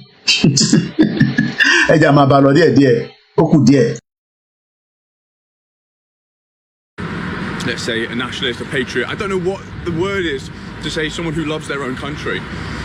So I am actually jealous and envious of the people who come here and maintain their own culture. I speak to people of the Caribbean community who actually say that their culture is disappearing, their British Caribbean culture is disappearing. And it shouldn't be an issue for a white person to be able to say, or a white British person to be able to say, look, our culture is disappearing, but it's also our culture is disappearing. Ṣé culture was disappear by? Aso òyìnbó pẹ̀rẹ̀, stop speaking in English, stop speaking in vernacular, stop speaking in vernacular, àṣẹ fraud ni. Àṣẹ pé òyìnbó tá à ń sọ ní school yẹn fraud ni because Chinese ò ní ever sọ òyìnbó. Ṣé rí purpose ti education tí bàbá Akíntóyè ń sọ bọ̀? Ṣé rí purpose yẹn? Ṣé ìgbádùn bọ̀bọ̀ yìí? Èèyàn mélòó ló ń gbádùn ọ̀rọ̀ tó ń sọ yìí? Ọ̀rọ̀ tó deep gidi ni. Tó deep tó affect àwa lọ́wọ́lọ́wọ́ nílẹ̀ Yorùbá nísìn. Ọ̀rọ̀ tó rọra mú bọ̀ yìí ó sì máa débi ẹ mọ̀ pé ìjọ tó ń ṣe St. George's Day ló ṣe fídíò yìí ó sì dé Central London o. Ọ̀rọ̀ tó deep tó yẹ kó wà nígbà àyà wa ká má fi ṣeré rárá. Wẹ́dà olóbi Tinubu kọ́kọ́ sọ pé I am a proud nationalist ọmọ Yorùbá ní mí before Nigeria. Òun lòyìnbó ṣe ń sọ yẹn fún wa. Just reason ni. Imagine how ignorance makes our people to misconstrue showing the love of your Yoruba culture to be reflected in your governance as being tribalistic or discriminating against our culture. Ìyá mi Mofolúkẹ́ sọ pé I am a nationalist. Akeem Olúwadámiláre sọ pé I am a nationalist. Bàbá mi Jubril sọ pé I am a nationalist. Ta ló sọ pé we are different nations inside the country called Nigeria. Ẹ̀gbọ́n mi Mọ́gbọ́láhùn Ọba. Mo ní àbára wa jà ìyá mi Awóníyì grandma sọ pé mo ń gbádùn ẹ Koiki àbáṣẹ lọ à ń ṣàdúrà fún ẹ ìwọ ṣáà máa báṣẹ lọ àdúrà ń lọ fún ẹ lójoojúmọ́ ní dúró tákẹ́ àdúrà. Mo kí bàbá mi Sunday Wálé mo kí gbogbo ẹ̀yin tí ẹ wà lẹ́nu iṣẹ́ pátápátá ẹ fẹ́ pè wọlé ẹ pè wọlé ẹ má sọ pé ẹ lè pè mo ní kọ́ọ̀lù wà open 9 wà open ẹ bá fẹ́ pè wọlé ká pè kátẹ̀ dárayá lórí ọ̀rọ̀ tí bàbá yìí sọ yìí òyìnbó tó ń sọ yìí bí a máa bẹ́ẹ̀ lò bí a ṣèbẹ́ ni Tuesday àbí kó lè má jẹ lọ́la bí a níjọ Thursday lágbára Ọlọ́run àtúplẹ̀ fídíò yìí àtúnfi ṣe analysis níbi tá a bá gbọ́ dé náà láti máa bẹ̀rẹ̀ ẹ pè wọlé +44 74 0440 5917 ẹ bá wa dá ṣètò yẹn ta ni proud nationalist kí ló dé tá a wà proud nípa ìran wa kí nìkan tó dé ta fi wà selfish nípa pé ká sọ pé we are ẹ̀yẹ bí àwọn representative wa ó jẹ́ kó wà proud Akérédolú tried his best ó ní kó máa kọ Yorùbá anthem òun ló yẹ kó máa kọ ní gbogbo House of Assembly kó tó kọ national anthem bọ̀ kí ló wá dé tí a wà proud nípa ìran wa à ń sọ̀rọ̀ ìran wa àwọn kan sọ̀rọ̀ APC wọ́n ń sọ̀rọ̀ PDP APC tó lè dọ̀la nísìn kó tún change party kó change orúkọ ṣé àwa lè change orúkọ ni. ẹ jẹ́ àgbé kọ́ọ̀dù tó ń bọ̀ yìí ká gbọ́n tó fi bá wa sọ. ẹ gbóhùn sókè ẹ bá mute tẹ́ ń gbọ́nulé ẹ mute yẹn mọ́lẹ̀ ẹ ti wọlé ẹ mute tẹ́ ń gbọ́nulé yẹn mọ́lẹ̀ pátápátá à ń gbọ́ yín kétékété. ok ẹ káàárọ̀ ṣọlá. adúpẹ́ sà. ẹjọ nǹkan mẹ́ta fẹ́ sọ. ẹ ní àyè gbọ́n sókè. demographic yẹn náà ń change in the US by rapidly. That is why people are supporting Trump. The whites are supporting him because they see immigrants as taking over their country. There are some areas wọn different tale fún people. àwọn tó kì í ṣe ọmọ. Yes. Number 2 ni pé nípa ọ̀rọ̀ Jamaica tẹ sọ ẹ pé ẹgbẹ́ nǹkan tó sọ èmi náà experience it personally if I'm experience it in the last 24 hours. Their accent English but their accent doesn't bọ́ńbọ́ kúrò títẹ̀ sọ yẹn bí wọ́n kí ọkọ̀ máa kú ìjà àbúrò ẹ̀ bàjẹ́ tó lè ṣe wọ́n mọ́. Bẹ́ẹ̀ni èdè burúkú ni bẹ́ẹ̀ni látọ̀ àlọ́ máa ń sọ. Daily at work when they are talking I just use initiative of the work we are doing. Láti fi get nǹkan tó ń sọ. Báyọ̀ sọ̀rọ̀ nílé. Our people have seen abnormality as normal and I believe I'm at home I be seeing the same way. They know what is going on but they feel we're killer precious. It's like you are resigning yourself to fate. The government has suppressed all manners of information. Mo send the video kan sí ẹnìkan wọ́n jí àwọn jí obìnrin yẹn gbé orin ládùúgbò bóyá 3-4 days ago wọ́n jí obìnrin yẹn gbé àtọmọ ẹ̀wọ̀n ọwọ́ ọjà náà ìdílé wọn 4 days after mo send it sí àwọn òbí. mo rí yes mo èmi náà wọ́n send it sí mi náà. Kí wọ́n lè mọ nǹkan tó ń lọ but my wife delete it say I'm scaring the children bí tẹ̀sán àwọn ọmọ ọdún sábà mo ní I'm not scaring you I want you to know reality mo ní when you have a normal situation mo ní good news is harmless bóyá agree pẹ̀lú mi. But a criminal news like this one is harmful if you are not aware. Bẹ́ẹ̀ni. Mo ní travelling tẹ̀sán yẹn nípa ètò lọ́kàrù kankan kí wọ́n lè jẹ́ túnṣe rẹ̀ ni mo ti make a lot of hard decisions. Number 1 lamẹ́ríkà ibi tí mo wà yìí lamẹ́ríkà tí mo wà yìí I been travelling tó bá sí àríkì tó pa I travel by direct flight for my friend for 4 times of going to Nigeria I like direct flight New York Lagos New York mo wá tí mi rí direct flight I made up my mind I will never make a stop over in any African country but I don't trust them.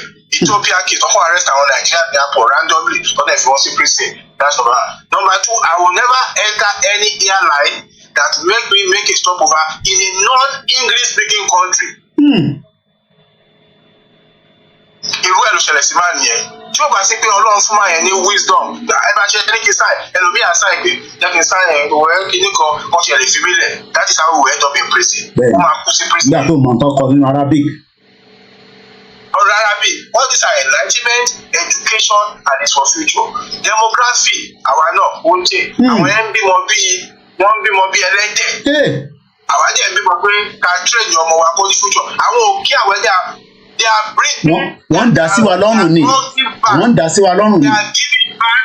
They are giving back to future nuisance to the whole of Nigeria. Yorùbá òde like ibẹ̀ yẹn. Ó dàbí ọ̀rọ̀ Gani Fáyemí ni.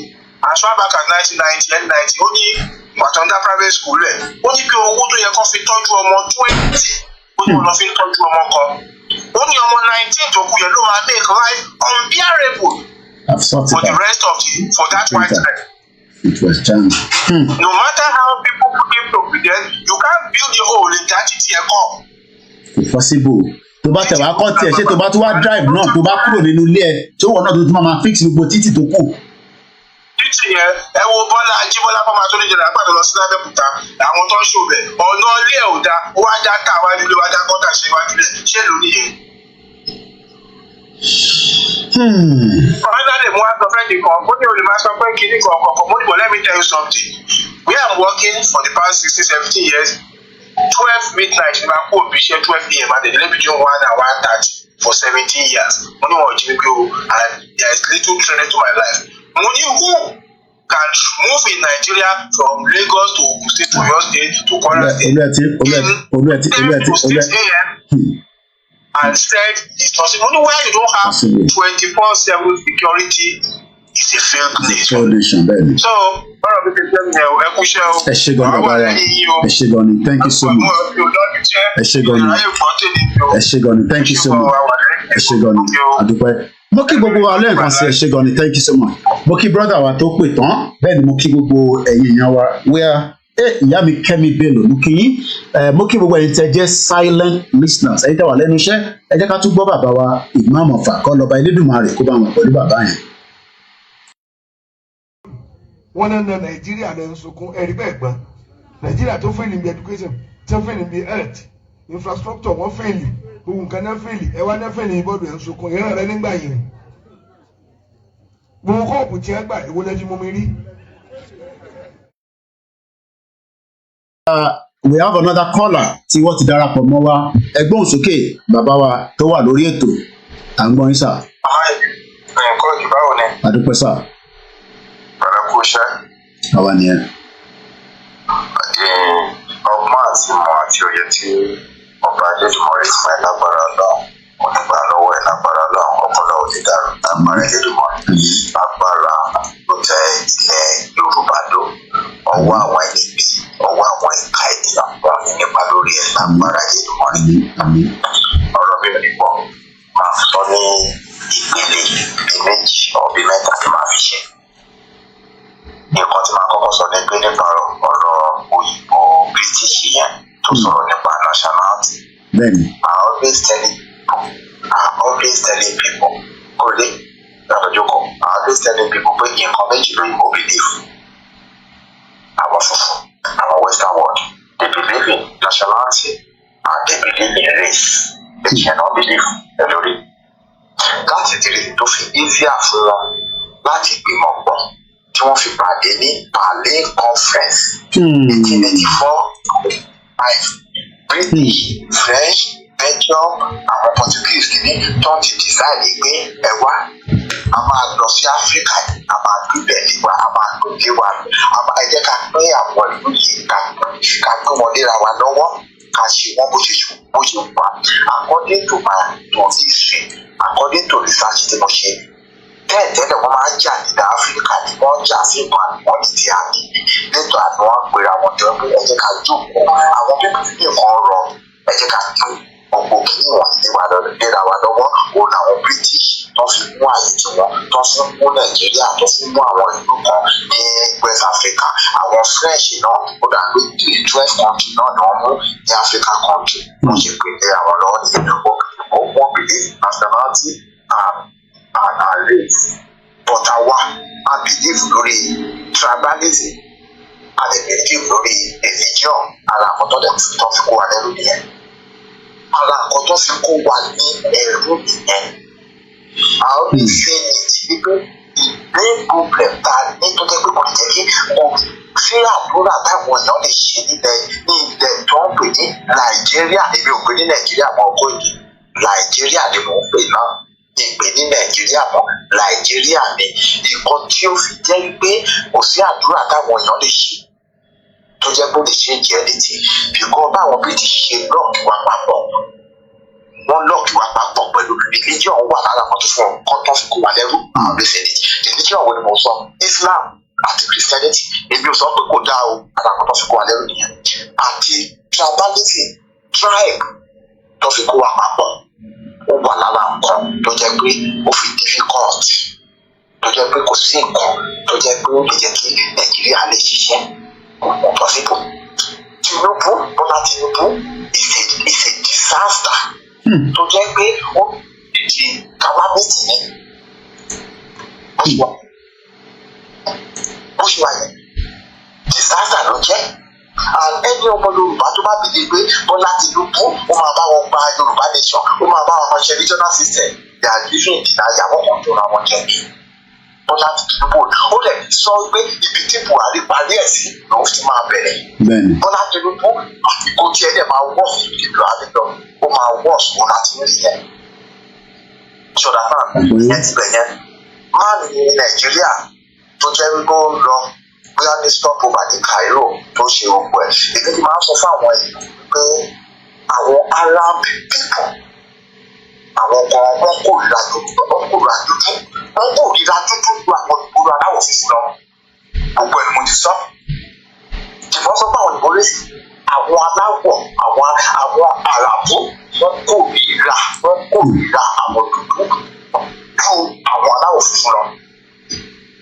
ṣòrí slave ó dà pé àwọn èèyàn mọ̀ pé àwọn àràbò náà wọ́n kó àwọn Áfíríkà lẹ́rú ó dà pé àwọn náà wọ́n sọ pé wọ́n kọ́ bẹ̀rẹ̀ kan kó tó di pé àwọn aláwọ̀ funfun àwọn ìyókù àwọn sọ orí kọ́ńtínẹ́ǹtì wa and through East Africa káwọn lọ́lọ́kọ́ wẹ̀ kọ́ ṣe lọ ṣe research East Africa àwọn Kenya Tanzania Uganda gbogbo bẹ̀yẹn náà fi ná millions of people náà kó lẹ́rú wọ́n lè àfẹ́fẹ́ àwọn tó ń kó lẹ́rú through àwọn East Africa nígbà yẹn lọ́hùn wọ́n ní àtòbìrì àkọ́kọ́ tí wọ́n kó kúrò tó ń kó through transatlantic wọ́n ní àwọn ọkùnrin wọn wọ́n máa ń castrate wọn ni so that wọ́n lè bá àwọn obìnrin yẹn sùn láti máa produce wọ́n castrate wọn ni àwọn ọkùnrin tó ń kú lẹ́nu through East Africa ìkọ́ta alákọ̀ọ́ta wà láti ṣe fáwọn ni. wọ́n á yẹ tó sọ pé òun lọ sí pilgrimage ṣé pilgrimage ló sọ pé òun lọ tàbí kí nìkan alákọ̀ọ́ta sọ yẹn tó bá jẹ́ Ọlọ́run fún wa ní gbogbo nǹkan lọ́nà sí ló fi kẹ́ wa tó bá jẹ́ pé nílẹ̀ Yorùbá ti wá kí ló fẹ́ máa lọ sí kí ló fẹ́ máa lọ sọ fún òun lọ sí Jerusalem kí ló máa jẹ pilgrimage gbogbo tourist center tàbí nílẹ̀ Yorùbá lásán ṣe kékeré ṣé ní ìlàfẹ́ sọ ní nínú ìlú state láfẹ́ sọ ní níbo láfẹ́ sọ nílẹ̀ Yorùbá àwọn ibìkan wà ní ìpínlẹ̀ wọn kò ní ikọ̀ gbèsè tó jẹ́ pé omi funfun àti omi gbogbo àtọ̀kù mo ti débẹ̀ yẹn rí mo ti débi tá à ń sọ yìí rí ṣé Ìlọrin yìí láfẹ́ sọ lóòótọ́ state ni ṣé kí lorúkọ ẹ̀ Òkè Màríà ní Àkókò láfẹ́ sọ níbi tí kí lorúkọ ẹ̀ Ọmọlúkà ti wá gbogbo nǹkan lọ́nà fi ṣe kẹ́ wá ọ̀rọ̀ ọmọ Yorùbá wá rí bí ọmọ lẹ́nu tó jẹ ọmọ aláṣọ tó ń wọ àkísà nǹkan tó fi lọ fojú má nìyẹn rí tó bá jẹ́ pé ilẹ̀ Yorùbá ló fẹ́ lọ ó fẹ́ wá láti di Èkó ó fẹ́ kó àwọn kan lọ sí lórúkọ Èkìtì níbẹ̀ yẹn ta ló fẹ́ máa harassment ni wọ́n sì yẹn àwọn kan náà harassment ta ló fẹ́ máa fún báyìí protest ẹ̀kọ́ tó máa ṣe sí. àwọn afọ́ọ̀dù ni wọ́n bá sọ owó iyebíye wọ́n sọ pé wọ́n lọ sí Peter wọ́n lọ sí Mẹ́kà ìwọ̀n wọ́n á dẹ̀ lọ sọ̀rọ̀ wọ́n máa twist wọn nípa the people tó jẹ́ pé àwọn àràbò tó jẹ́ pé they see black as a less human being. báwo àwọn ṣe ní dúdú nìyẹn wọ́n ṣe ní dúdú nìyẹn tẹ́ bá jọ wà níbi iṣẹ́ tó bá bá ẹ̀rẹ́ ìlọ́nà ọ̀pá ìlọ́nà ọ̀pá kò jù akọkùnrin wọn akọkùnrin wọn kórìíra dúdú bí nǹkan bí àwọn tó jọ ń ṣe ẹ̀sìn mùsùlùmí tó sọ ojú wọn di àwọn dúdú wọ̀nyẹn wọn kàn tọ́ra wọn ẹ̀sìn tí wọn bí àwọn ṣe ń ṣe ẹ̀sìn tẹ́lẹ̀ àwọn tó wà níbi Nàìjíríà yẹn àwọn àràbò ni wọn gbé sí ẹ̀sìn lọ wọn kàn lè sọ pé kì í ṣe bóyá Islam lọ́jọ́ ṣe mọ̀ ọ̀nà táwọn fi pọ̀ ká ní kí ní ẹ̀sìn tí wọ́n yẹn lọ sí ti àwọn wọn tọ́ra wọn jẹ́ ni wọ́n tọ́ra wọn jẹ́ máa dìyẹn máa tó ka ìwé tó ka gbogbo ẹ̀ tó pé 25 years ló fi kàwé omi kéèyàn yóò ṣe wọ́n pé àwọn ọ̀dọ́ ṣe bọ́ ṣe treat yẹ wọ́n bá sì síbẹ̀ torí pé ó pa àwọn ọ̀dọ́ kan lọ sí I'm quite sure. Irú àwọn èèyàn tó jẹ́ pé ìgbà táwọn èèyàn bá ń sọ̀rọ̀ Yorùbá nation máa sọ pé kí lè sọ̀kọ́ it might be one of them. Kí sọ fún ẹ? Irú àwọn èèyàn bẹ́ẹ̀ yẹn. That's a disease tó ẹ pé most of them wọ́n máa jẹ breakfast. Wọ́n máa jẹ breakfast. Bẹ́ẹ̀ ká ṣe máa jẹ breakfast. Wọ́n máa jẹ fọ́fọ́. Wọ́n yóò jẹ́ láwọn tó jẹ́ pé tó ta gbogbo Yorùbá nation níbẹ̀ yẹn. Èmi ò máa gbé èmi kọ̀ọ̀dẹ́ gbogbo nǹkan tó ń ṣe sí o. Ìṣègbè bí inú mi dùn sí nǹkan tó ń ṣe sí o. Ó sáàdì. Ti sọ fún Koiki, ó sáàdì. Inú mo dùn sí bó ṣe treat ẹ̀ because Yorùbá bí tèmi ni, dúdú bí tèmi ni. Dúdú ìdíje.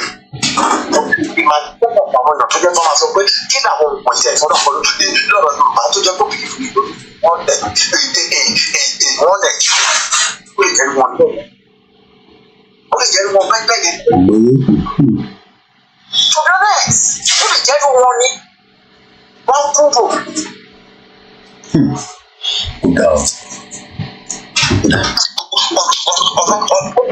Ẹni tó wà nínú ohun tó wà lódò tó ń gbòògbẹ́ Koiki bẹ́ẹ̀ lọ̀rọ̀ Yorùbá ṣe rí o. Àwa lódò à ń gbòògbẹ́. Fún mi sọ kìíní torí gbogbo jápa táwọn èèyàn jápa yìí. Torí wọ́n systematically wọ́n fẹ́ kí wa kó lórí ilẹ̀ wa ní ọ̀tá àwọn èèyàn understand. How many Fúlàní ló ń jápa kó lórí ilẹ̀ wọn? Gbogbo jápa wọ̀nyí wọ́n fẹ́ ká kúrò lórí ilẹ̀ wa wọ́n mọ̀ tó ṣe. Tí ó gbọ́ ká ní kòkò tí máa ń pọ́ ẹni ìgbẹ́ tí wọ́n fi ṣiṣẹ́ pàdé àwọn Yorùbá ó fọ̀rọ̀ Yorùbá nígbà tí wáyé àgbẹ̀wò àwọn Yorùbá àwọn Ìgbò àwọn wọ́n máa sọ pé àwọn Haúsá sí àwọn Yorùbá ní wọn náà wọ́n. Gbogbo iṣẹ́ tó yá kí àwọn dúdú ṣe táwọn ìgbọ̀n débi ní ìlànà Haúsá Fúlàní wọ́n máa ń ṣe náà wọ́n. Mo máa ìṣọ̀dá náà bẹ̀yẹn tí mo ti máa ń ní àròjìnlẹ̀ yẹn nígbà ọ̀kẹ́. What's going on? Àròjìnlẹ̀ sáwọ̀ tó wá síbi tó máa ṣọ́ọ̀bù àtàwọn minority àwọn Fúlàní tó máa wá síbi tó wọ́n máa ń kàwé ní tó bá tètè kàwé tó tó padà lọ sílẹ̀. Tó bá dẹ̀ wá kàwé bí òbí ni wọ́n Koiki kọ́ máa ṣe even part-time job wọ́n lè ṣe.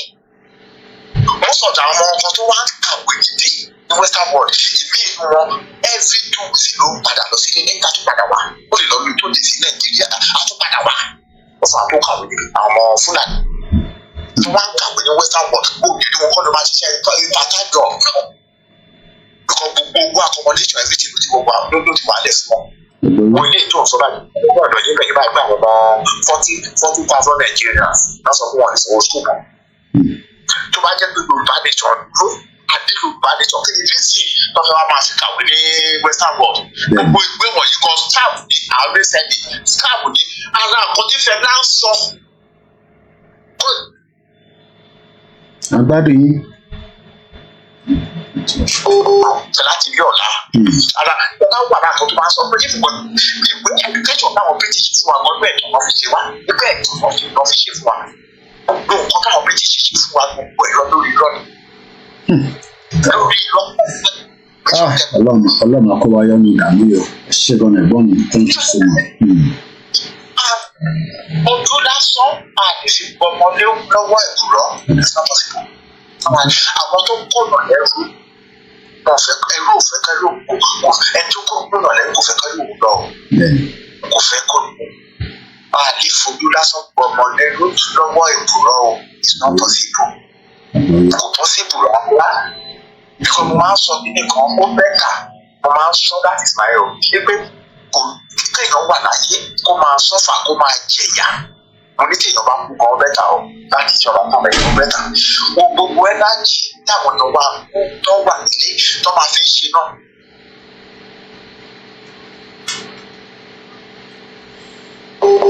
Wọ́n fi yà á jẹun wọ́n ní láti tó yẹ kó fi bá wọn jà wọ́n fi bá wọn jà àwọn tó ń da plate wọn láti máa tọ́jú sí. Ẹ̀dájì tó yẹ kó fi bá àwọn tó yẹ kó put wọn into this mess. Eshegoni Baba, thank you so much for the contribution. We're so grateful. Eshegoni sir, thank you so much. Eshegoni. Mo dúpẹ́ lọ́wọ́ ẹ̀gbọ́n wa tó pè tán. Ẹ jẹ́ ká lọ sórí Twitter space. We have Olaniran if you take off the mic so you can go ahead, Lati Bawa contribute. That is if you want to, because you requested for the mic.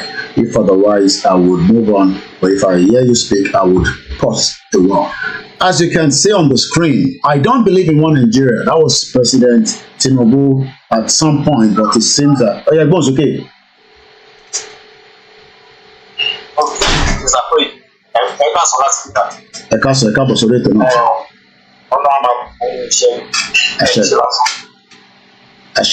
ahead. Mo kàn fẹ́ sọ ọba ọ̀rọ̀ díẹ̀ nípa torí pé onídàá kí n sọ pé àwọn nǹkan bẹ́ẹ̀ ní space àwọn ọmọ Igbo, space àwọn Biafra, so because ọmọ Yorùbá ní ọmọ Ogun State, Abẹ́òkúta ní tiwọn. So èmi ní study under British educational system. Because ìgbà tí mo dá ẹ̀ tí mo dé primary 1, 2, 3 ìgbà tí mo dé primary 4 ní ìjẹ̀lẹ̀ ká A to Z. So before tó di pé primary 4 yẹn wọ́n tún wá lọ pé mo pass wọ primary 5. So mo wá bèèrè lọ́wọ́ tíṣà yẹn pé èmi tí mi ò lè kọ tí mi ò lè kà báwo ni pass wọ primary 5. Because primary 5 mo mọ àwọn ẹ̀gbọ́n mi tó wà ń bẹ̀ ọ́ tí mo kọ́ tí mo kà èmi ní ìjẹ̀lẹ̀ ká A to Z. So báwo wá ni oye lọ́rẹ́ tí a sọ pé mo pass. So lẹ́tà ṣàmúṣà síta láti kúnlẹ̀ because mo don't make sense ní ojú tèmi. So mo níta láti find my own educational system by myself.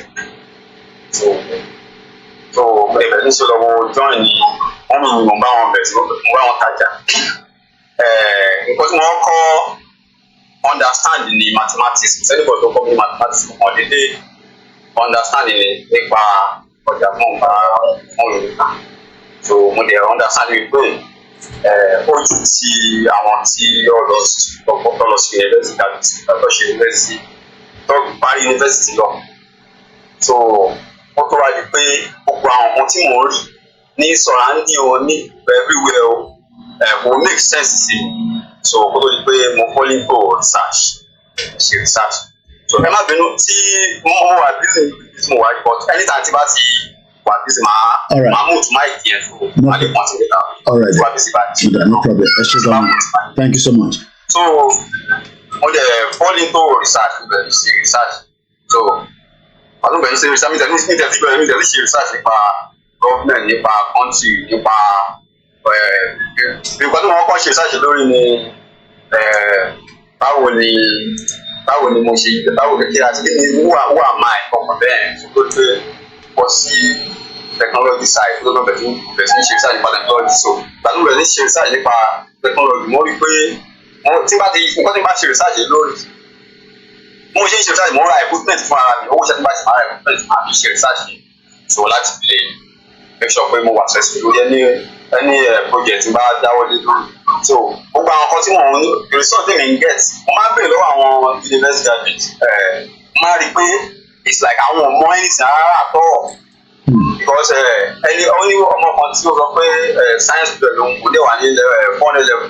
So wọ́n bèèrè lọ́wọ́ ẹ pé àwọn ọ̀gá yín tó kọ yín ṣe sọ pé energy cannot be created or destroyed, it can only be transformed from one to another. So how come tí o bá da epo sínú generator dem wá sọ pé epo yẹn ti tán sóde ẹ̀kọ́ ìkò sí náà mọ́. So ibo ni energy yẹn lọ. So èmi mọ̀ nǹkan tí mo bèèrè lọ́wọ́ but òun ò lè dá mi lò. So máa ń fọ̀rọ̀ ògùn ṣá because tí bá fẹ́ máa sọ àwọn kí ni máa ń láti post a space ní ìdílé so that àlè àyálé wà láti sọ àwọn kí ni. So mo discover pé èyí náà nǹkan tó ń pè generator ọtí mi sọ wà lọ́dọ̀ tèmi nǹkan tó ń pè generator ọ̀ṣì generator is just energy pump irọ́ ni wọ́n pápá wọ̀ yẹn. So generator yẹn the energy is ó wà ní surrounding rẹ̀. So tó bá fẹ́ kó máa tan iná nínú group ẹ̀ o kàn mẹ́rin láti wá nǹkan bíi kó lè lo copper, kó lè lo irin, kó lè lo but the most efficient one láti lò òun ní copper. So iná yẹn wà ní surrounding rẹ̀ o kàn ní nǹkan tó máa kó òkú jáde fún ẹ láti bóyá o fẹ́ lò nínú globe o kàn náà bóyá o fẹ́ lò nínú fan o roll fan bóyá o fẹ́ ṣe ogbó láti kọ́ tó bá wọ́n ti fẹ́ lò wọ́n rẹ̀ ṣe.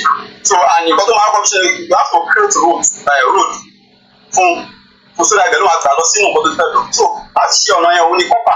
So tó bá tàn ó níye tàn tó bá tàn náà mọ́ irin tó bá wá irin tó bá fi ń gbá irin yẹn màá bẹ̀rẹ̀ sí rí iná máa jáde so and research yẹn ò dúró bẹ́ẹ̀ because mo trace ẹ̀ débi pé mo fẹ́ mọ source of that energy so at the end of the day glory be to God mo discover source of that energy mo discover pé gbogbo energy surrounding ló wà so ó dìbẹ̀ lórí ọdún wa pẹ̀lú màdìbá mi ọdún láti má pọ̀rọ̀ kò sí ta gbogbo àwọn kíni láti lè prove ẹ̀ practical because ó nígbà kan tí mo kọ́ ọmọ university kan tó náà sọ pé science students lòun náà so tí wọ́n á bẹ̀rẹ̀ lọ́wọ́ yẹn pé tó bá ra ìṣáná nìsín tó bá mú ìṣáná yẹn tó bá rí ṣá kíní dúdú tó wà lẹ́gbẹ̀ẹ́ ìṣáná yẹn ó máa múná jáde wọ́n á bẹ̀rẹ̀ lọ́wọ́ pé iná tó mú tó jáde yẹn ṣé inú ìṣáná yẹn ló wà ní àbí inú páálí yẹn ó sọ fún mi níbi tí náà ti wá so kò ṣáà ní àṣàtọ̀ kò ní èsì tó lè fi sí lọ́sọ̀ mọ́ tó iná ẹ̀ ti wá lòtọ̀ wọ́n sọ pé iná tí ó jáde láti inú ìṣáná yẹn iná ẹ̀ sọ̀rọ̀ ló wà so just like tó bá fi ọwọ́ méjì tó bá fọ́ bẹ̀rẹ̀ sí ọwọ́ tó bá fi ń ra owó mọ́ra wà nígbà bẹ̀rẹ̀ sí gbóná so it's like tó bá mú kí tó bá fi ń kóra wọn tó bá fi lè kó ẹ̀ náà wà á rí pé iná á sọ jáde kò nínú ẹ̀ so iná tí. it's the same thing bí àwọn tó máa ń lo òkúta tó máa lo òkúta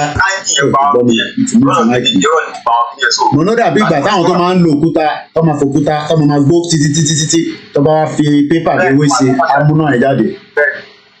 So ẹgbẹ́ lọ́wọ́ àwọn ènìyàn pé ṣé inú òkúta iná wà ní kò ń ṣe inú òkúta iná wà ní sọ̀rọ̀ àǹdí ó dìpẹ́ lórí nǹkan tó bá ṣe wà ní fámi iná ṣe máa jáde tó dìpẹ́ lórí nǹkan tó fẹ́ lò fún tó wà ní fámi sọ́kẹ̀tì tó wà kéré tó bá kéré sọ́kẹ̀tì yẹn mo ló máa fún ẹ ní ọdún tó fẹ́ so àti mo rí yẹn mo tún bọ́ sórí òkè wọ́n omi tó sọ pé wọ́n ń treat wọn pé wọ́n ń da nǹkan sínú ẹ̀ pé ó máa ti tẹ̀ àdéhùn ìdí mo ti tọ́ka pé nǹkan tó náà fi ń treat omi yẹn nǹkan tó máa ń kí sẹ́ẹ̀ wọ́n á pa sẹ́ẹ̀ nínú brain ni so that's a lot of secrets tí mo discover so kó tó di pé wọ́n á bọ́ sórí government pé I don't know government báwo ni ìlú wa yìí pọ̀ ìgbà tí mo ti kọ́ ọ̀gbà wọn kí ni mo pé nǹkan tí mo discover yìí gbà nǹkan tí mo mọ̀ yìí òun ṣe nǹkan tó yẹn pé mo ní máa lọ sí bísẹ̀ máa lọ bísẹ̀ wọn máa ṣiṣẹ́ fúnra mi but sígbà tí mo bẹ̀rẹ̀ sí study nípa gbọ́dọ̀ rí pé tí èèyàn bá jáde pẹ̀lú nǹkan báyìí tó bá lọ bẹ̀tá ní ó expose gọ́ọ̀mẹ̀ wá monitor pé wọ́n máa ṣiṣẹ́ fún wa so tó bá mọ̀ pé níyàn ò gbà to the terms and conditions government kó tó máa ṣe ni pé ọmọ wa gbogbo ọ̀nà máa mú ẹnìyẹn kó lọ́nà so gbà tí mo dẹ̀ ní kó pẹ́ kí ni yóò ṣe nǹkan tí máa lọ ṣe tó ń fẹ́ lọ okùn company pé wọ́n máa ṣe kí ó kó súnmọ́ government kí káfí develop orílẹ̀-èdè tí wọ́n ń gbà ẹ̀ so gbà tí wọ́n gbà wọ́n tó lórí pé mo lọ ẹjọ́ fún mi ní 1 second. All right. While we are waiting for him to come back. Wọ́n decide láti study government láti bó ṣe wáyé study government ní bóyá sí bí orílẹ̀-èdè wà báwo ló ṣe jẹ́ báwo ló sọ pé Hausa Igbo Yorùbá àpapọ̀ wá di orílẹ̀-èdè so mo ìbẹ̀rẹ̀ sí ní ìyẹ̀wò mo rí pé gbogbo àwọn kìíní yẹn irọ́ ni gbogbo ẹ̀ mo tó fún bẹ̀rẹ̀ sí wáyé sí òkè kọ́kọ́ history ilẹ̀ wa báwo ilẹ̀ wa ṣe jẹ́ báwo ni Ògùn state ṣe jẹ́ báwo ni Ẹ̀gbá ṣe Ìbàdàn ṣe wà kí ló ṣẹlẹ̀ ọ sọ pé wọ́n jagun kan bẹ́ẹ̀ kí ló fa ogun tí wọ́n jà bẹ́ẹ̀ ní discover pé wọ́n tó fa ogun tó jà dàrúdàpọ̀ àwọn òyìnbó British àwọn ọ̀rọ̀ wa tó bẹ̀rẹ̀ sí create condition tí wọ́n ń brain wash lórí pé oníkálukú bẹ̀rẹ̀ sí ní bá ara wọn jà lórí pọ́ bẹ̀rẹ̀ sí ní sọ pé wọ́n jà fún ogun Ìbàdàn fún Ọ̀yọ́ ogun bá ogun Biafra bá ń pè so wọ́n rí pé àwọn òyìnbó àwọn ni wọ́n wá tí wọ́n bẹ̀rẹ̀ sí gba ọ̀fẹ́ lórí pọ̀ táwọn wá so mo lẹ̀ ló ṣe research lórí pé kí ni nǹkan tí àwọn wá gbọ̀gbọ̀ kí ni nǹkan tó wà ẹ̀ náà so wọ́n sọ fún ìgbà tí mo tó láti kí àwọn ọ̀rọ̀ yìí mo tó láti pọ̀ tiẹ̀ ṣọ́ọ̀tì so ìgbà mo rí pé wọ́n sọ fún ìgbà tó wà nǹkan tó kọ́kọ́ fẹ́ ni ẹrú wọ́n fẹ́ kí àwọn ìwà ṣẹrú fún ọlọ́dọ̀ wọn then later nígbà tí wọ́n discover pé láti máa lo ẹrú yẹn wọ́n ní láti ọ̀sùn bọ́n máa ń tẹ̀lé wọ́n máa force ẹrú wá ṣèṣ wọn lọ́wọ́ máa bẹ̀rẹ̀ nínú àwọn ẹgbẹ́ àṣepọ̀ àwọn kìnìyàn so wọ́n rí pé àwọn ẹrú ò ní sinmi àwọn náà ò ní sinmi wọ́n tó wá di pé kan nínú àwọn ìpín yẹn wá discover bí brain ṣe máa ń ṣiṣẹ́ so gbàtọ́ discover brain ṣe máa ń ṣiṣẹ́ gbogbo àwọn kan tí mo ń get nínú research mo ti do gbà tí wọ́n discover bí brain ṣe ṣiṣẹ́ pé o ní láti force èèyàn force ara ẹ̀ o ní láti brainwash ẹ̀ just to brainwash the soul then the soul yẹn happen to body adẹ̀ṣẹ̀ without pé wọ́n ń nà yàn àbí something so mo discover mi discover fún ara mi pé nítorí ẹ̀ ni wọ́n ṣe dá government system sílẹ̀ governing system so kó tó di pé wọ́n ṣe pé wọ́n kó gbogbo wọn papọ̀ kó wá fi ẹnìkan sí lórí pé òun ni president tó máa jẹ́ president wọn kan bẹ́ẹ̀ so that àwọn táwọn bá wà nílùú tiwọn náà wọ́n máa control president máa control àwọn tó wà níbà so and tools tí wọ́n ń darí ṣe àwọn kíni orin television rédíò gba àwọn kan bí o ṣe àbẹ̀wò ṣe wà nísìnyí so mo lè discover gbogbo àwọn kíni yẹn so àlẹ́ náà bí wọ́n àwọn òkè tó bá ti rí bẹ́ẹ̀ kan ṣe ǹjẹ́ wọ́n sọ pé Nàìjíríà gbòmìnira ní 1960 ǹjẹ́ lóòótọ́ ni òmìnira tó gbà láti mo tó yẹ̀wò náà mo rí pé púpọ̀ ní tí ọ̀tọ́ ń jẹ́ pé ọkọ̀ òmìnira the same thing the brain system program tí wọ́n ṣe òun náà ni wọ́n fi brainwash sọ pé wọ́n gba òmìnira so àlẹ́ náà bí dé wọ́n mú àti ọba wa àti ìjòyè àti àwọn ẹrú tó wà nínú ọkọ̀ wọn pọ̀ wọ́n dẹ̀ fi government system wọ́n dẹ̀ fi mú gbogbo everybody lẹ́rú sínú ìbẹ̀yẹn so wọ́n dẹ̀ ti sọ pé kò sí kankan tí wọ́n lè sọ lè fi kọ́ nínú ẹrú so and secondly nǹkan tí wọ́n tún wá àbí nǹkan tí mo tún wà ní kọ́wà pé lẹ́yìn ìgbà yẹn mo tún wá ní kọ́wà ní pé mo rí pé lẹ́yìn ìgbà tí wọ́n ti succeed máa lọ àtọ́ ti succeed nínú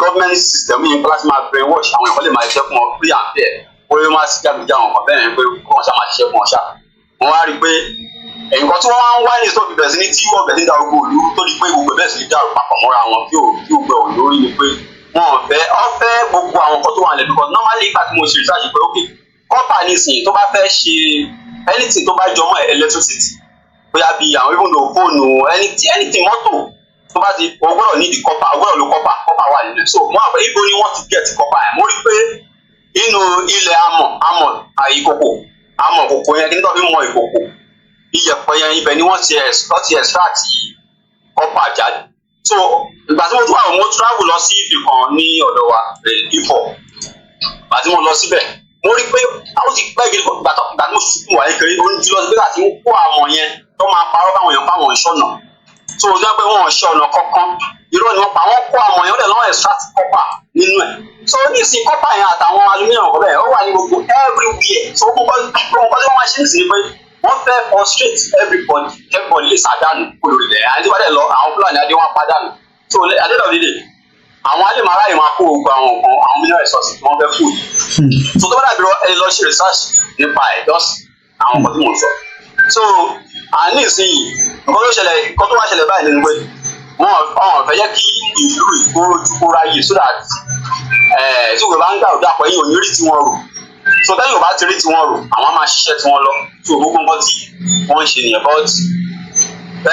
but èmi àti decide pé since o ti rí bẹ́ẹ̀ èmi ò lè lọ sí anywhere tó yìí understand ìdí mi nípa technology ó bẹ́tà máa dúró nínú ìlú wa tábà ní freedom mo lè wá jáde wáyé pé freedom ò tọ́ àti ìdúró ní òun la ní tí ẹni tó jẹ́ ọ̀gá ẹni tó máa control tó máa jẹ́ bẹ́ẹ̀ tó máa dúró àti gẹ́gẹ́ bí president tó bá jẹ́ olóòótọ́ àlóòdù mo lè jáde because oríṣiríṣi oríṣi nípa technology mo rí pé iná there is a way tó máa replicate the same copper tí mo sọ yìí tó máa create socket tó ń pé èèyàn nídìí doctor mọ́ just tó bá nínú yàrá wọn tó bá ti plug ẹ̀ mọ́ wọ́n sọ pé tó bá kàn ṣe give too much tó bá kàn ó máa correct gbogbo problem tó wà nínú body system yẹn so but kò sí kan tí mo lè ṣe nísìnyí pé mi ò lè lọ sí mi ìjáde kó lè country máa wà níbẹ̀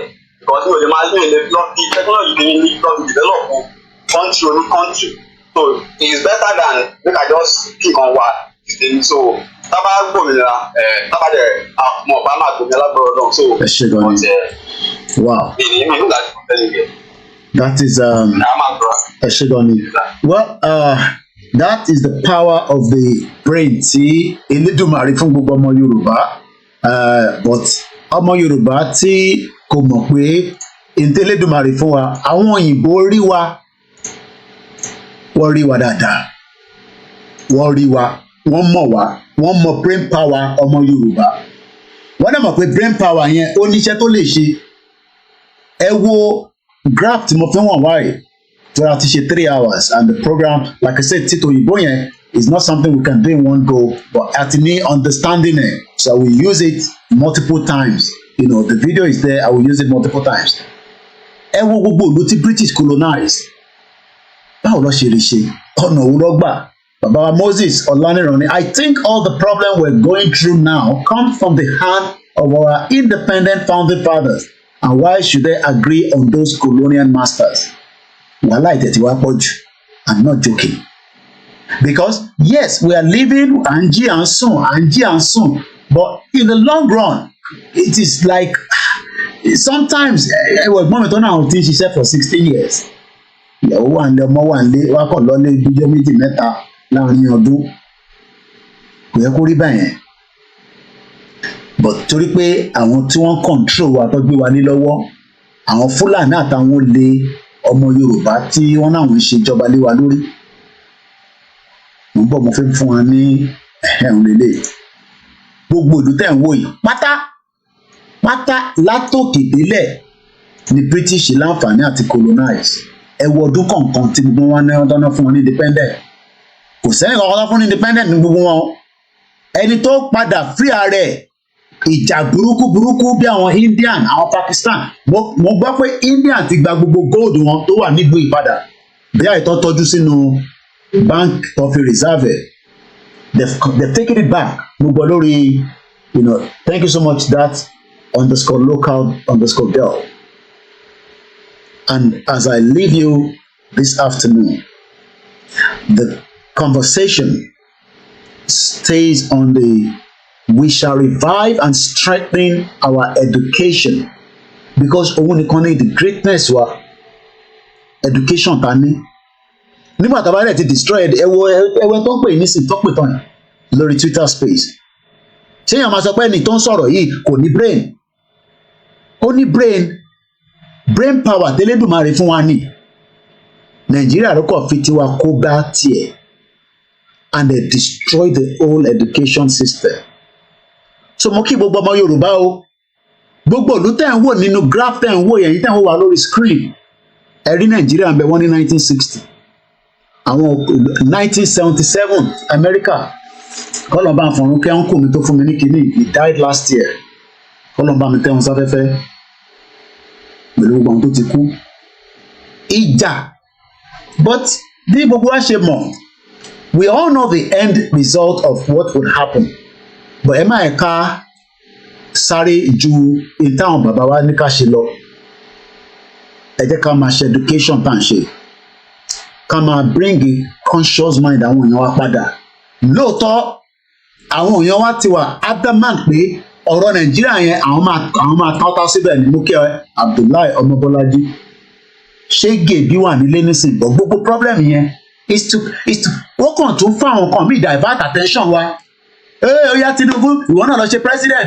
Buhari ti ṣe tiẹ̀ wọ́n tún fìyẹn divert wa àdúrà tí mò ń gbà ni pé kó má rí Tinubu pa o because there is a lot of indication pé wọ́n fi gbẹ̀mí ẹ̀ ẹni mo sọ bẹ́ẹ̀ bọ̀ Ọlọ́run ní fún wọn ṣe Ọlọ́run Elédùmarè ní fún wọn ṣe mo kí ìyá tó bí mi lọ́mọ mo kí ẹ lẹ́ẹ̀kan sí Abdullahi Ọmọbọ́lájí mo máa ń kí gbogbo ọmọ Yorùbá pé ìgbìyànjú wa Ọlọ́run á bá wa dé sádé Àyìndé Usman mo kí gbogbo ẹ̀yin tẹ́ wà lábẹ́ ètò Don Kelvin Kopman ó ní mad people all over the place Tinubu break up this shit whole country Prince kò kí ń ṣe pet name gbogbo ìgbà ni máa ń sọ bẹ́ẹ̀ mo lọ bẹ́ẹ̀ mo kí Prince Gbádé Ọláwọlé Ìbánjọ nígbà kan tó bá pèèyàn lóògùn náà máa sá lọ àṣẹ orúkọ tó dá lògùn òyìn á máa bọ Ògún bí wọn náà ṣe ń lọ sí pilgrimage bí bàbá wa yẹn ṣe lọ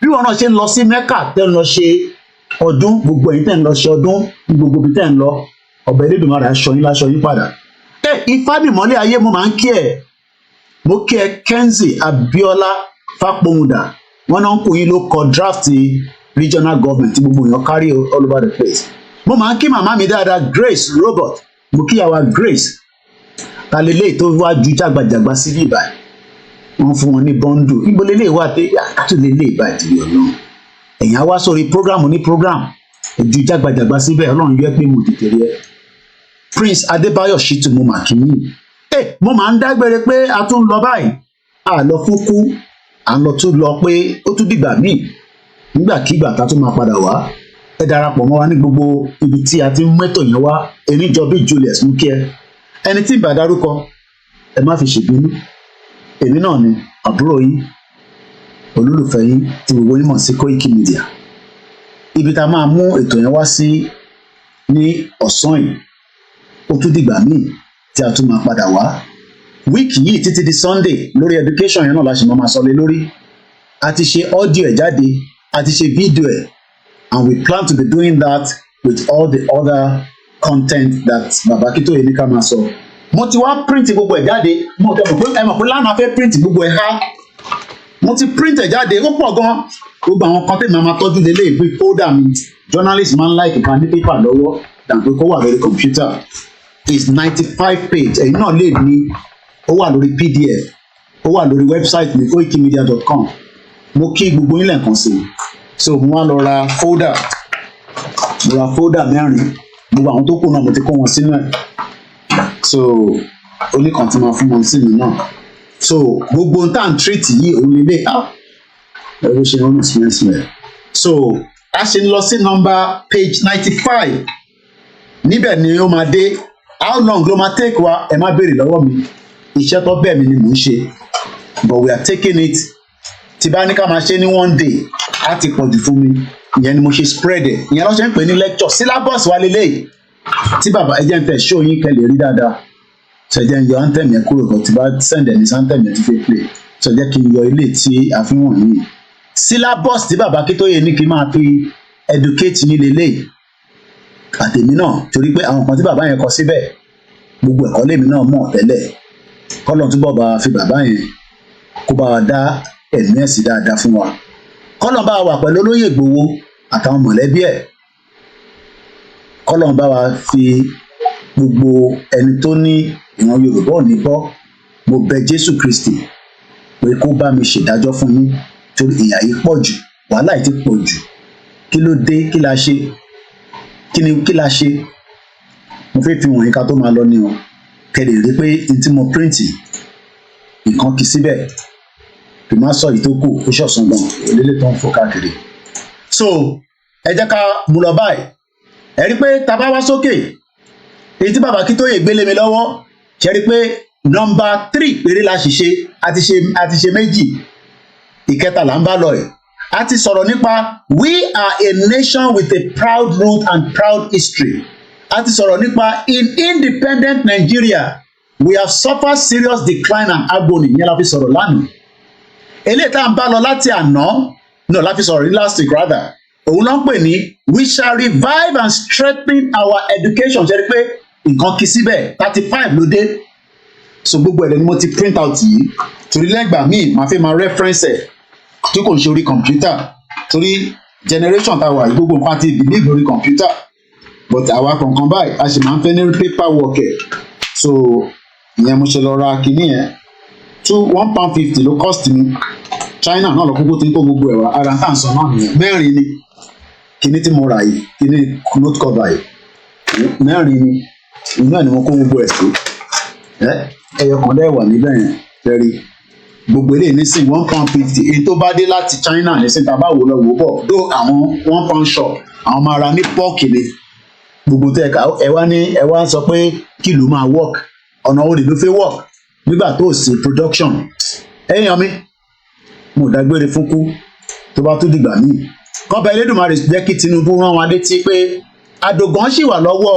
àwọn DSS kó bá wa ṣe gbogbo ohun tó tọ́ tó yẹ kó dá òkú yẹn padà àti Tàfà ká lè rí wọn sí dáadáa and on that note mo kí gbogbo yín tẹ́ wà lórí Mixlr and many of you that have joined on the Twitter space and on the Twitter itself ẹ tẹ̀lé wa ẹ follow wa lórí X tó ń pè ní Twitter ká lè jọ máa push ẹ̀ láti ibẹ̀ náà gbogbo tó kù náà ó máa wá sí ìmúṣẹ mo kí gbogbo ilé lẹ́ẹ̀kan sí o Yorùbá nation no going back ni no going back poverty yẹn ó ti pọ̀ jù agbọ́dọ̀ jáde nínú oko ẹrú mo kí ẹlẹ́ǹkan sí just reason and on that note a very good evening mo kí dókítà mi dáadáa ọmọlúwàbí apẹ̀rẹ̀ mo kí gbogbo yín àwọn èèyàn tí ọ̀dà náà èèyàn kan pè mí lánàá tẹ̀ send screenshot ẹ̀ sí wọn ní Koiki ilé tó wọ̀ lánàá yẹn ṣé London ni no ọmọlúwàbí apẹ̀rẹ̀ ni wọ́n ṣe ètò ẹ̀ pé Mr. Koiki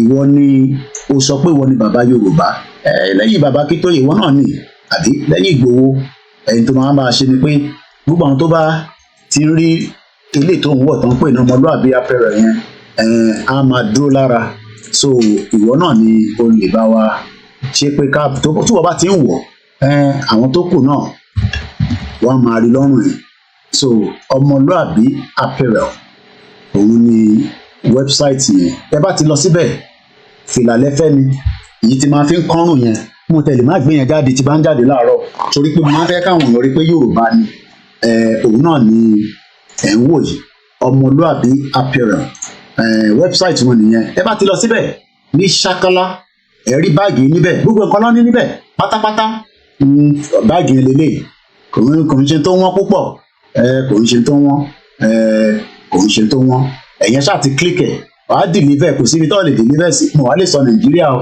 £23 ní báàgì yẹn kò ń ṣe tó wọ́n ẹ̀kọ́ convert ẹ̀ padà sí dọ́là ní ẹ̀yin tẹ́wà lamẹ́ríkà ní Canada ẹ bá ti click lórí buy it with this shop bóyá ló máa dọ́dọ̀ yín láìpẹ́ láì jìnnà tó bá order wá sí UK estimated delivery wọ́n máa sọ fún ẹ náà lamẹ́ríkà kò ní jìn lamẹ́ríkà torí pé ẹ̀yin súnmọ́ wọn ju àwa lọ so ẹ̀rí pé lè tèmi lò òun lè ó dẹ̀ da báyìí má ti fi kọ́rùn báyìí ìná láti fi sọ́rùn báyìí kíní kàn mí ní bá tèmi lọ nìyẹn màmá gbé sẹ́yìn báyìí tó gbogbo àwọn ọmọ tó bá ń wò mí lẹ́yìn kò sí àwọn ọmọ kéékèèké o àwọn àgbàlagbà tó wò wá pé ta ló ń lọ yìí and they have a lot of different things that you can ẹran tí fìlà tí máa ń dé yẹn náà oríṣiríṣi kọ́lọ̀ ló wà o lè lo ìní láìkì tó dàbí military àpémi àti easy òun ló máa bá mi send gbogbo bàtà àti aṣọ military wá láti Amẹ́ríkà láìpẹ́ láì jìnnà èyí náà ń bọ̀ nínú Amẹ́ríkà bẹ́ẹ̀ mo ti lè sọ pé gbà báyìí eléyìí náà mo ní eléyìí náà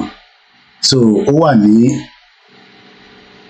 black ó dẹ̀ wà ní heavy forest ni mo máa ń wọ̀ ó dà pé òun ni mo fi ṣe program ní ìdájí so mo kí gbogbo alẹ́ nǹkan sí ṣẹ́rí pé tèmi náà bá ti wọ̀ báyìí ẹ bá lọ wo program tá a ṣe ní òru èyí program kejì tá à ń ṣe lénìí ní Ọlọ́run kó fún mi lálàáfíà kó wà pẹ̀lú gbogbo wa èyí tá a ṣe mọ́jú láàárọ̀ yìí òun ló lé ìṣẹ́rí ẹ̀rí pé òun lèmi náà wọ̀ yẹn ṣẹ́rí pé ó dúró lára mi ẹ̀rí pé òun ni mo wọ̀ yẹn Koikimedia ṣẹ́rí pé ó dúró lára mi so tẹ́yìn náà bá order £34 ni kò ń ṣe tó wọ́n rárá kò ń ṣe gbogbo owó náà la máa send lọ sí Nàìjíríà àwa náà gbọ́dọ̀ tọ́jú ara wa torí pé lẹ́ǹkọ̀ọ̀kan tíyàn bá ṣe careful ìyẹn send owó léèyàn lọ sí Nàìjíríà nígbà tí ojú àánú gbogbo náà lákòókò lójú àánú kọ́nà kó ṣàánú wa tó bá yẹ pé gọ́ọ̀mẹ̀ntì ṣiṣẹ́ ni èèyàn bá la máa send owó yẹn á lè tó wá ná mo kí gbogbo alẹ́ nǹkan sí o Yorùbá nation no going back have a very good afternoon Koikimedia bringing the world closer to your doorstep ẹ máa gbàgbé àti wà ní oṣù tuntun end of the month mẹ́wàá ní gbogbo ibi tí olúkálùkù wa bá wà ká lọ máa dáwó yẹn owó ni wọ́n fi ń ṣọkọ owó ló fi ń ṣẹgbẹ́ owó ló fi ń ṣèlú ìyẹn làwọn olóṣèlú náà ṣe ń jí owó ẹ jẹ́ káwa náà dá owó tó pọ̀ tó dàtà bá tẹ̀ máa jáde tán ká jáde ní gbogbo ọ̀nà bọ̀tá àbá lówó tó pọ̀ dáadáa tó máa difficult láti ṣe so much àṣà lè sọ pé àwọn tó ń print kan ṣe fún wa lọ́fẹ̀ẹ́ gbogbo yẹn lè possible ọ̀dẹ̀ lè work mo kí gbogbo alẹ́ nǹkan sí o a very great afternoon and enjoy the rest of the day Koikimedia bringing the world closer to your doorstep ájú wa ṣe o kò ní sú wa kò ní rẹwà gbogbo àní tó bá ní pé ànídélẹ̀ lérí ẹ̀yin ló kù sí lọ́wọ́ àwa máa débẹ̀ ẹ̀yin ni ẹ lè má fi débẹ̀ àwa máa débẹ̀ kò jù bẹ́ẹ̀ yẹn lọ bye for now from this side Yorùbá nation for life 1914 amalgamation ó ti expire and the end of Nigeria is coming bye for now ọ̀ràn míyàn mẹ́wàá má gbàgbé láìpẹ́ láìjìnà mò ń bọ̀ lamẹ́ríkà máa sọ fún yín tí bá máa fi gbéra torí pé Amẹ́ríkà ni mò ń lọ wọn kidnapping yàn níbẹ̀ àlọ́ Nàìjíríà àwa Nàìjíríà bye for now.